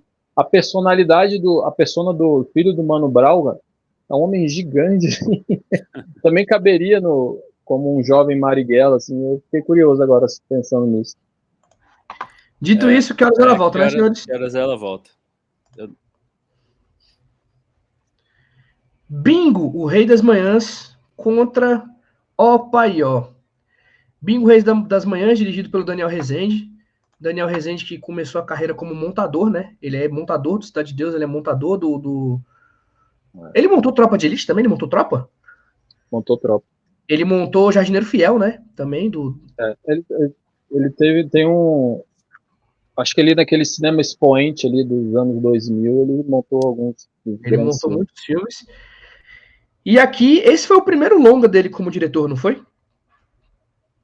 Se eu não me engano. Sim. Ele estreia acho que foi o primeiro. Filme de estreia. Filme e um baita filme para contar a história do Bozo de um jeito muito diferente. Aqui também tem uma curiosidade, porque quem ia fazer o Bingo era o Wagner Moura. E aí, por questões de agenda, não conseguiram encaixar. E o Wagner Moura falou, cara, esse papel tem que ser do Vladimir Brista. Inclusive, o Daniel Rezende foi muito sagaz. Ele usou isso como material de campanha para o filme. Tem cenas, ele fez umas gravações do Wagner Moura vestido de Bingo, conversando com o Wagner Moura de Bingo para meio que promover o filme, assim, foi uma sacada muito boa. Mas esse aqui é um filme de biografia que eu acho que ele não é tão vazio quanto os outros que a gente falou. Porque esse filme aqui, ele tem construção de camadas muito absurdas, a humanização do personagem Bingo e do personagem, não lembro o nome do cara que não é o Bingo, que é a persona offline. Não, sem ser o Bozo, a pessoa na vida real, né? Eu acho que é Orlando, né? Eu não lembro o nome dele no filme, Que é aquela dificuldade, assim, o cara que lutou tanto para conseguir ser alguém e ser reconhecido, e ele é reconhecido, mas não por ele, mas sim pelo que ele interpreta, né? Pelo alter ego dele ali. Isso é muito incrível, assim, eu acho o filme. A relação dele com o filho, eu acho toda essa construção muito boa no filme. Você falou bem, acho que ele consegue sair dessa maldição das biografias. É um filmaço, cara. Eu lembro de ter ficado vidrado, assim, até por ser um filme que fala sobre algo da nossa época também, né? Então você vê aquela TV brasileira, o absurdo que era o Bingo. É um filmaço, cara. Esse filme aqui é o tipo do filme para você... O cara tem preconceito com o cinema brasileiro, então pega e assiste Bingo, porque você vai gostar. Então, acho que é um filme para todo mundo. O Paió é um filme divertido, acho que ele é importante por ter sido um filme que trouxe muita gente para o cinema, por ser uma comédia leve também, mas para mim é Bingo. E o Bingo Rei das Manhãs está disponível no Max, para quem quiser ver. Concordo que vocês falaram do Apaió. O Apaió tem cenas também muito meme, né? Muito viralizadas de internet aí a partir do filme. Gerou uma sequência que não é tão boa. Eu acho o Apaió muito bom, o 2 nem tanto. Mas Bingo aqui é para mim é poupa tempo. Bingo, Rodrigo. Bingo. O Paió, o primeiro é da Monique Gardenberg, né? Que é uma diretora também, foi importante na época. Tem o Wagner Moura, o Lázaro Ramos, tem a Dira Paz, tem um elenco muito bom ali. Mas é Bingo. Então, Bingo! Aqui agora, As Boas Maneiras contra Edifício Master. Edifício Master. Edifício Master. Eu só queria defender um pouco As Boas Maneiras bem rapidinho, só para incentivar as pessoas a assistirem. As Boas Maneiras também é um filme de terror, né? De terror, suspense, assim, tem disponível na Netflix. Ele é também dirigido pelo Marco Dutra, co-dirigido pela Juliana Rojas, que formaram uma dupla e que fizeram vários filmes bons de terror. E eu acho legal porque eles são dois filmes em um. Ele começa contando uma história de uma relação entre uma patroa e sua empregada, que a patroa é a Marjorie Chiana, né? A Marjorie Chiana, ela tá gestante e tal. E esse filme ele desenvolve para um filme de lobisomem, que é uma coisa que dificilmente eu acho que eu nunca vi um filme de lobisomem nacional assim. E ele conta uma história do ponto de vista de um filme de lobisomem com uma criança, assim. Então, acho que talvez eu vou deixar só esse chamariz para quem estiver assistindo a gente, quem estiver ouvindo a gente, tiver curiosidade, procurar Boas Maneiras, mas não tem como. Edifício Master é pérola, é obra-prima, É master. É master, é isso. Então, vamos pro mata-mata aqui, que daqui a pouco a gente tá chegando na final. Alto da Compadecida contra Pichote. Vai lá. Alto da Compadecida. Alto da Compadecida. Não tem muita discussão também, né? Pichote é incrível, Pichote tem toda a relevância, tem todo o peso. Babenco vamos falar um pouco aqui. O Pichote do Babenco, assim, é esse cinema que tem essa questão social, que são histórias de personagens periféricos que sofrem por causa da sociedade, por questões do não pensamento em cuidado dessa cidade, né, assim, do que essas pessoas que não tiveram possibilidade de ter acesso, quem são essas pessoas que estão ali nessa camada invisível? E o Pichote traz esse cinema, né, como assim o cinema do próprio Glauber em falar sobre questões periféricas ali do Nordeste, esse cinema da periferia de São Paulo, esse cinema da periferia do Rio de Janeiro, dessas cidades, esse cinema do periférico, que também a gente estava brincando aqui com a Capital dos Mortos, mas tinha que ser um filme, pensar no cinema de Brasília, o cinema do Adirley Queiroz, esse cinema periférico sobre uma cidade gigantesca como é Ceilândia. Então, assim, o Pichote, ele explora isso e ele joga esse filme para o mundo, né? Porque é isso. O filme acabou tendo uma repercussão gigantesca. É uma experiência para o espectador, principalmente de fora, em ver um Brasil que é um Brasil sujo, é um Brasil que não tem cuidado, principalmente com a questão das crianças, desse universo infantil. Quem são essas pessoas que estão ali perambulando pelas ruas, né? Com quem elas têm contato, onde é que elas estão experienciando e vivenciando a sua vida, ou a sua construção de identidade. O Pichote é isso, é um filme muito triste, mas é muito rico, né? Porque as atuações são incríveis. Se você fala Marília Pêra, a Marília Pêra e esse moleque, eles destroem, assim. O filme é uma construção de pessoas estranhíssimas que estão ali vivenciando, experienciando essa imundície, né? Que é isso, esse descaso. Mas Alto da Compadecida é o Alto da Compadecida, né? Assim, é o filme mais lembrado, eu acho, brasileiro. Não tem como não ter assistido o Alto da Compadecida em suas diversas exibições, séries e produtos e blá blá blá. É complicado até votar nisso. Uma informação aqui. Vai, pode falar, Gustavo. É um filme, eu estava tentando lembrar, o filme francês, acho que é do Truffaut, que é meio semelhante a esse, né? Acho que é Os Incompreendidos. É a história desse garoto perdido nesse mundo de crime e é uma infância sendo obrigada a amadurecer muito rápido. Tem muitos filmes sobre esse tema, inclusive o Tarkovsky tem um nessa pegada também, que é a infância de Ivan, que são crianças vivendo uma dura realidade, sendo obrigadas a conviver com aquilo. Então, é um filme que você fica grudado na tela. Vale demais esse filme. Pichote, de fato, tem essa violência juvenil. É o tipo do filme que é foda também. É um filme antigo do cinema brasileiro, que acho que entra para a lista desses, assim, que dá para indicar para qualquer pessoa, que é um filmaço, mas é um filme porrada, assim. Mas é o Alto da Compadecida mesmo. E só para lembrar que Fátima Toledo, como preparadora de elenco, nasce em Pichote, a Lei do Mais Fraco. Então, toda aquela preparação... Então, a questão aí com ela... Tem agora uma questão com a Fátima Toledo, né? Estão questionando o método dela, tá rolando uma briga. Esse método dela muito realista, muito invasivo, que ficou muito conhecido em Tropa de Elite, em Carandiru, em Cidade de Deus, em todos os filmes, assim, nasceu aqui em Pichote, essa preparação de elenco. Mais Alto da Compadecida é o Alto da Compadecida. Eu ouso dizer que se a lei da cota de tela estiver firme e forte daqui até o lançamento do segundo, grandes chances de Alto da Compadecida 2 ganhar uma boa posição aí nas bilheterias do cinema nacional aí. Dito isso, Alto da Compadecida, né? Santiago e o Som ao Redor. Aqui pra mim é poupa tempo, pra mim é Santiago. Eu acho que eu prefiro como filme, apesar de gostar do Som ao Redor. Eu gosto muito do Som ao Redor, mas Santiago...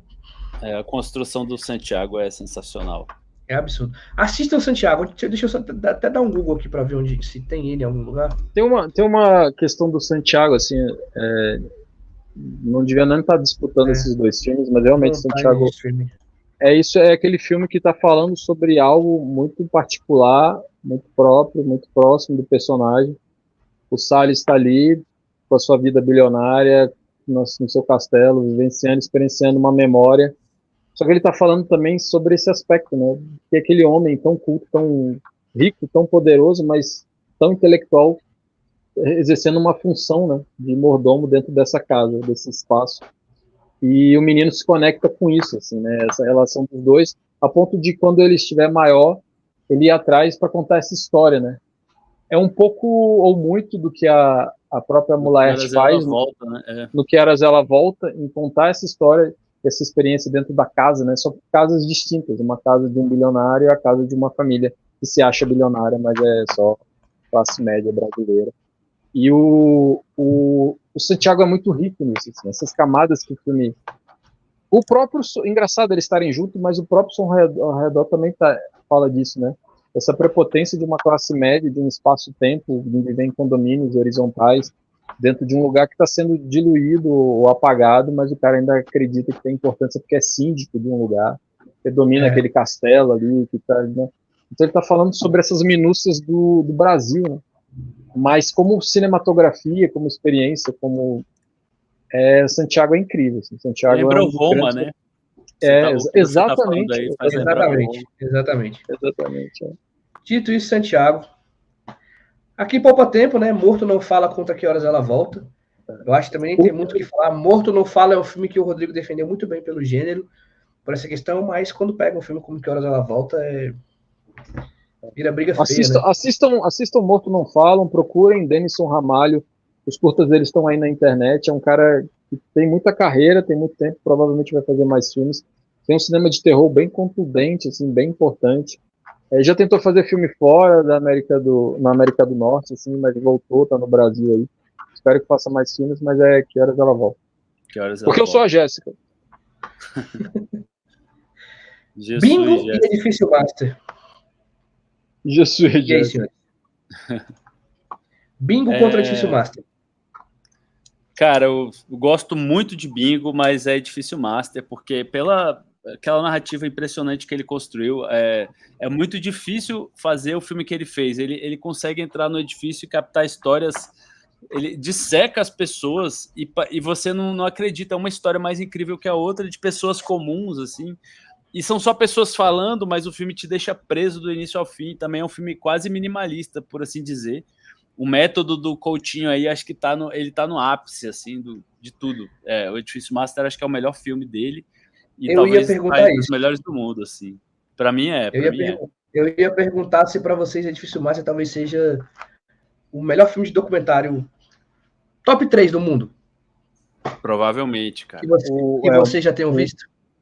O que o Coutinho faz como carreira, mas o que ele sintetiza no Edifício Master é icônico, assim. Dificilmente outros filmes vão tentar criar essa vivência, essa experiência de conduzir tantos personagens, tantas histórias, e tem uma linha narrativa, assim, tem uma profundidade, né?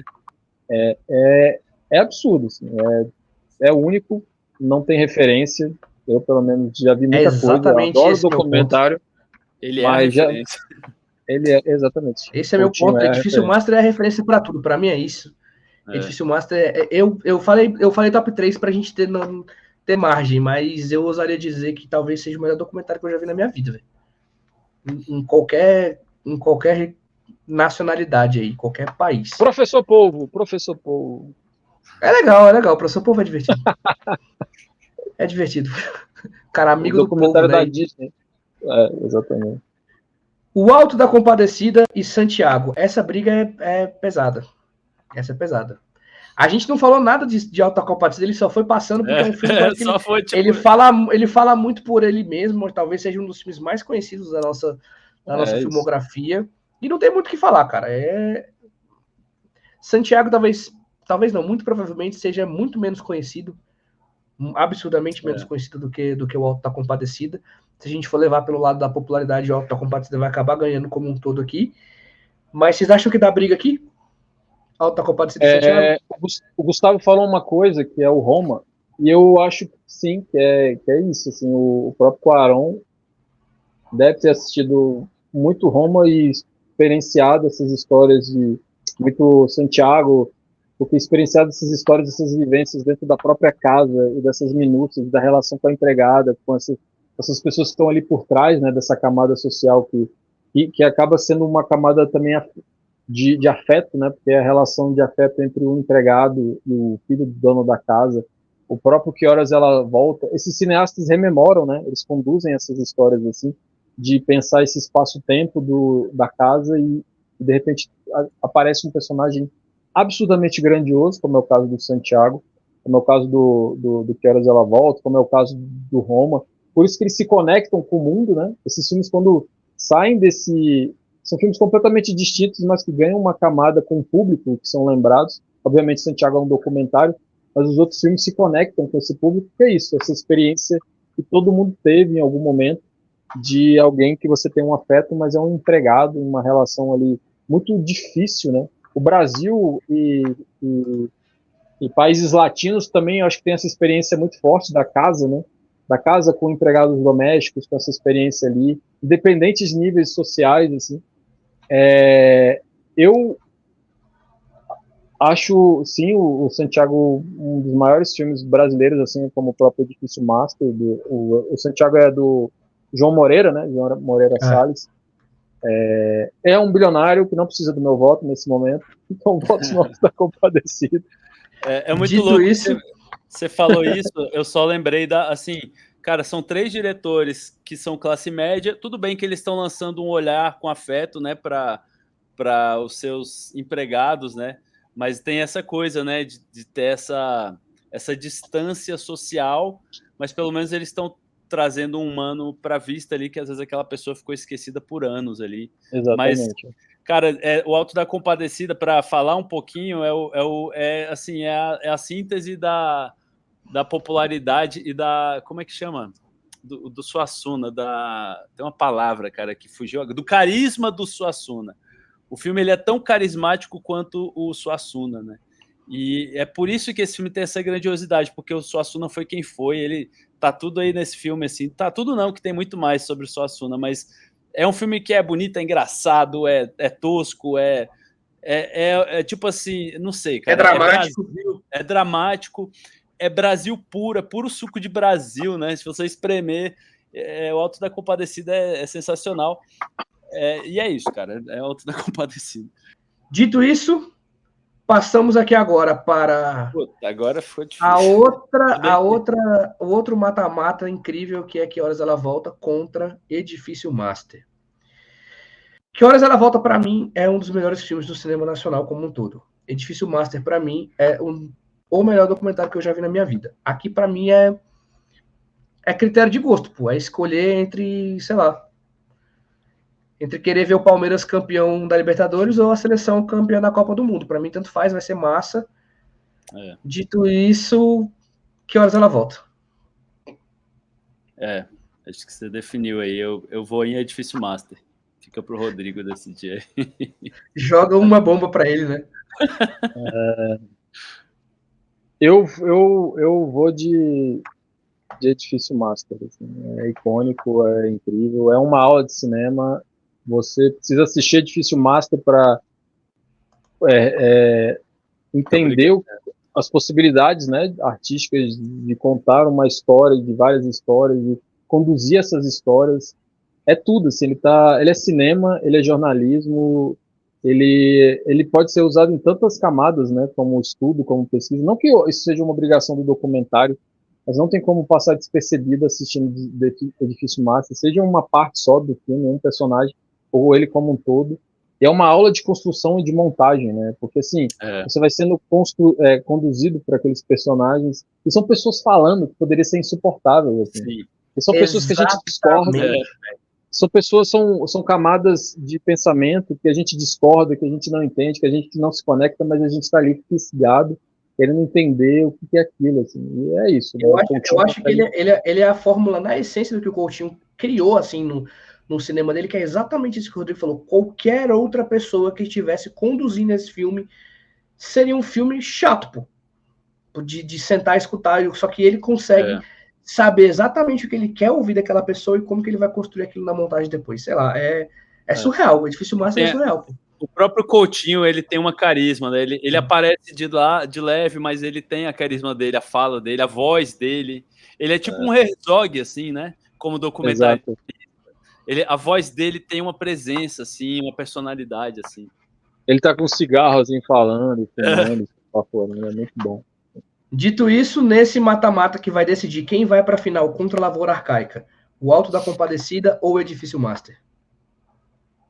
O Puro Suco do Brasil ou o exemplo de como um documentário ou o exemplo de como um documentário deve ser feito, né? O Puro Suco do Brasil na versão ficção ou o Puro Suco do Brasil na versão documentário?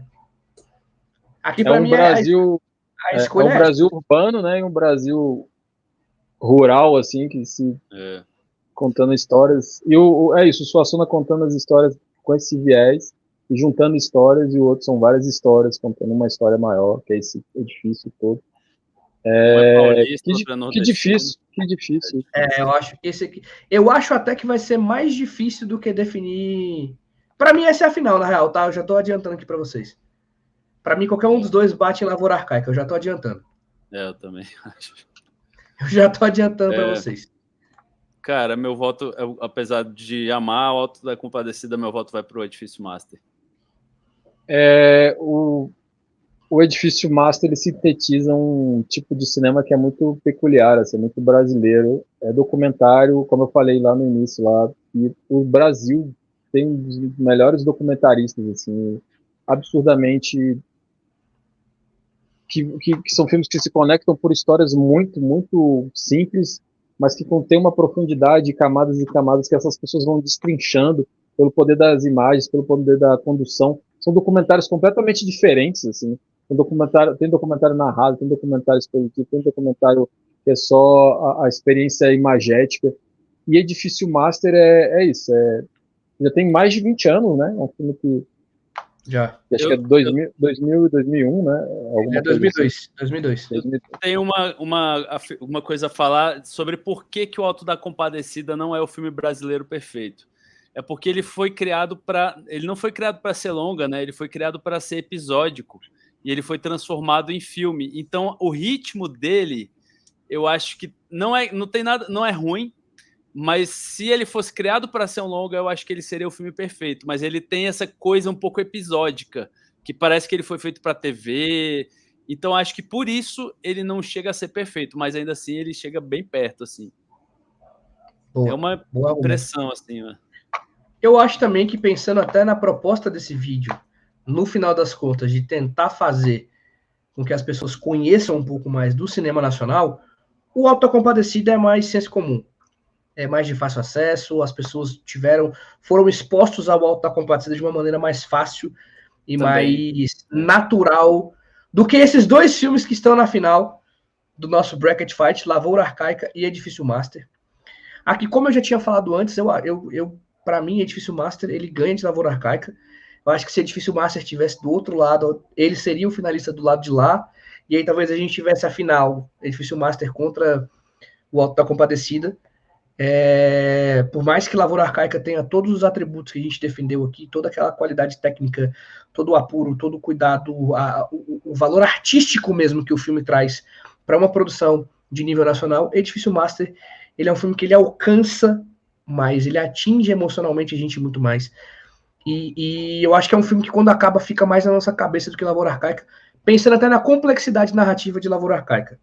Eu acho que se a gente tivesse que escolher um desses dois para colocar uma pessoa que fala que o cinema nacional é ruim, eu acho que talvez seja mais fácil convencer a pessoa de que ela está errada com o Edifício Master do que Lavoura Arcaica.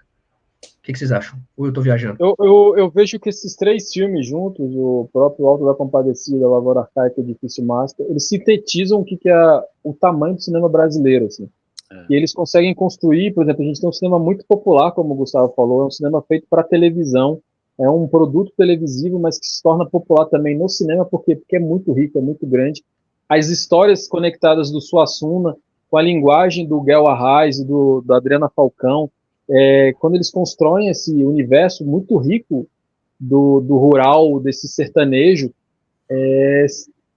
tanto que virou referência que eles tentaram reproduzir em outros cinemas, como a gente comentou aqui, o próprio Lisbela, Coronel e Lobisomem.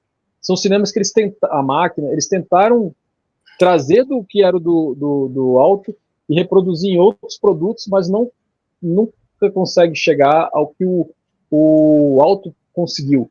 Mas é esse cinema feito por um lugar, espaço-tempo, diferente do que é esses dois produtos, né? Que é o cinema mesmo, a experiência fílmica, a cinematografia plena, que é o Lavoura Arcaica, ou é a condução da história e da montagem de personagens comuns de um lugar perdido no espaço-tempo, que é o Edifício Master, e o Coutinho conduzindo isso. O Coutinho tá ligado ao cinema brasileiro durante 50 anos da vida dele, assim. São filmes icônicos, todas as obras dele são icônicas, assim, todos eles têm algum momento que te pega, né, que te leva para catarse, assim. A gente falou de jogo de cena, toda vez que tem algum, independente de quem seja, dando uma aula, um curso sobre audiovisual, vai falar de jogo de cena, assim, virou referência para estudar cinema. O Edifício Master é sempre falado e mencionado para estudar cinema. São filmes que não conseguem ser esquecidos, assim, por mais que você tenha uma percepção, às vezes até mais comercial do cinema. Eu já vi muitas pessoas parando nesses cursos, oficinas, e falando, caramba, isso é o quê? O que é isso aí? Intrigada com aquelas pessoas falando, ou intrigada com a visualidade do Lavoura Arcaica. Isso é isso que o Gustavo falou, é Tarkovsky, cinema europeu? Não, é Lavoura Arcaica, é Raduan Assar, Luiz Fernando Carvalho, é cara que fazia novela, é Walter Carvalho, produzindo uma cinematografia absurda. Assim. E falando isso tudo que eu falei, que eu já nem lembro mais exatamente tudo, Edifício Master é Master, é isso. É Plus, é Master. Que deveria ganhar. É Plus, é Master. Eu acho Lavoura Arcaica é a beleza, assim, é uma beleza. É uma história, que nem eu falei, é uma história bíblica, né? É a história do filho pródigo, né?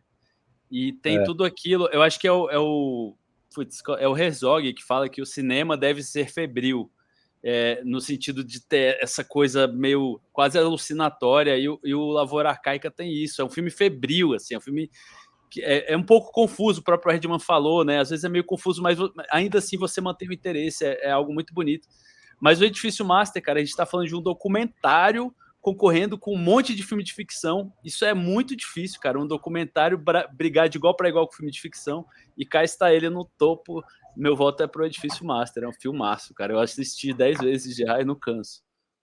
Dito isso, depois de tudo que discutimos, que comentamos, que opinamos, que argumentamos, Edifício Master foi eleito o melhor filme dessa primeira bracket fight de cinema nacional. Temos outros 32 filmes nacionais para discutir aqui. Eu tenho certeza que você sentiu falta até de algumas obviedades aí, eu não vou dizer dos nomes, porque a gente conversou e a gente decidiu que a gente vai fazer uma parte 2 de cinema nacional para fazer esse mesmo estilo de vídeo com outros 32 filmes, discutir, te apresentar mais alguns filmes, onde você pode encontrar esses filmes. Então, assistam o cinema nacional, consumam o cinema nacional, não caiam nesse papinho de que o cinema nacional é ruim, que o cinema nacional é só Globo Filmes, o cinema nacional é só comédia pastelão e não sei o que, qualquer coisa desse tipo. Se dê a possibilidade de conhecer o nosso cinema, de conhecer os nossos realizadores, conhecer o que a gente está produzindo, que muitas das coisas que a gente faz não fica devendo para nada lá fora. A gente falou até, principalmente, um exemplo que eu gosto muito recente é o próprio Cangaço Novo, no Prime Video. É uma série que para mim é melhor que muita série gringa, muita série bombada da Netflix. Eu falei isso quando eu fiz a crítica no canal. Para mim, Cangaço Novo dá um pau em La Casa de Papel, por exemplo, que é vangloriada como uma série incrível, absurda, não sei o que. Para mim, Cangaço Novo é muito melhor.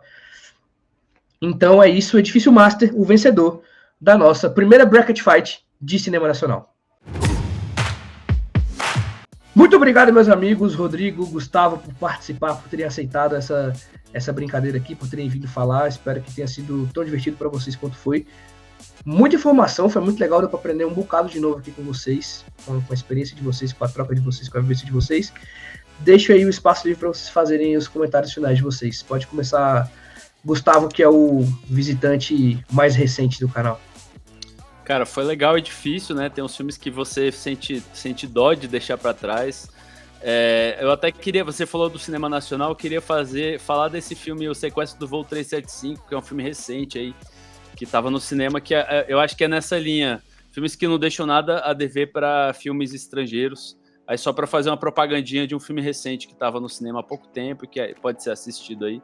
E é isso, obrigado pelo convite, Erdman, foi bom encontrar você também de novo, Rodrigo. Valeu, galera. Lembra, o sequestro do Voo 75 acho que está no Star Plus, né, uma produção deles também, vale a pena conferir. É muito bom falar sobre o cinema brasileiro, assim, sempre que possível a gente lembrar que o cinema brasileiro aí está vivo, está pulsando. A gente tem muitas e muitas histórias de diferentes maneiras sendo contadas. Alguns conseguem chegar no cinema, que é muito difícil um filme brasileiro chegar no cinema, mas outros estão no streaming, que por mais problemático que seja a questão do streaming no Brasil hoje em dia, mas algumas produções, ou grande parte delas, estão na Globoplay, ou estão no Star, ou estão na Netflix. Netflix tem tanto, mas no Prime Video tem bastante. Então procurem, se incentivem a assistir, pegam um tempo desses filmes que a gente comentou hoje, se você não viu algum, comece a assistir, principalmente os documentários brasileiros. Assim. Tem uma produção brasileira de documentário e o Edifício Master sintetiza isso, assim, de qualidade de história, de qualidade de informação cinematográfica sendo construída ali, com pessoas conversando, com casas simples, com pessoas transitando de um espaço a outro, que às vezes é normal da gente conhecer da nossa cidade, né? Assim, a gente, eu conheço aqui esse espaço. Mas quando um cineasta desse consegue conduzir uma história e transformar aquilo em outra mídia, em uma cinematografia complexa, como é o caso do Coutinho, assim, porque ele é complexo, por mais simples que ele seja, porque ele está conduzindo o próprio cinema, né? Montagem, condução, estrutura, ritmo, essa dinâmica de às vezes ter uma voz sempre falando ou conversando, mas ele consegue compor os melhores momentos disso, assim, né? Diferente de, por exemplo, a gente tem um exemplo do Michael Moore, por exemplo, que é um cinema muito falado, muito verbalizado, que tenta chocar pela imagem. O Coutinho não queria isso. O Coutinho tinha um outro propósito, assim. E quando você coloca esses dois cinemas juntos, né, você percebe a qualidade de um filme brasileiro, como é um cineasta como o Coutinho era, né? E os filmes dele continuam aí. E tem uma entrevista muito boa do Coutinho no Sesc Digital, que é uma plataforma gratuita do Sesc. É rápida, assim, deve ter uns 40 minutos, mas você entende um pouco o processo dele de condução desses documentários. É um cineasta gigantesco e que precisa ser, pelo menos, uma obra dele, Santo Forte, né, velho? Caramba, você lembrando... Nossa, falou, você tem filmes incríveis, assim. E o que ele fez lá, também antes, né, era um homem também da televisão, trabalhou no Globo Repórter, assim, são muitas possibilidades de você, em algum momento, parar e assistir uma obra do Coutinho, e por isso ele foi em primeiro lugar. É isso. Você que acompanhou a gente até aqui, deixa nos comentários aí se você concorda com o Edifício Master, se você discorda. Se você discorda, deixa qual filme desses 32 você colocaria. Coloca aqui qual é o seu filme de cinema nacional favorito. Coloca aqui se você gosta do cinema nacional. Se você não gosta, coloca por que você não gosta, que eu vou lá responder e vou te dissuadir dessa sua opinião. E o Gustavo... destruir. Iremos caçá-lo, iremos atrás de você. Irei te destruir com argumentos e trarei Gustavo e Rodrigo junto comigo. Muito obrigado mais uma vez, meus amigos, por toparem. Voltaremos num novo episódio para fazer mais 32 filmes de cinema nacional. Enquanto isso, segue a gente, @canal do Erd no Instagram, YouTube e TikTok. Para ouvir o Criticalista, só ouvir no engarrafamento do dia a dia da cidade onde você esteja. Você pode procurar por Criticalista no seu agregador de áudio favorito. É isso, valeu e até o próximo vídeo.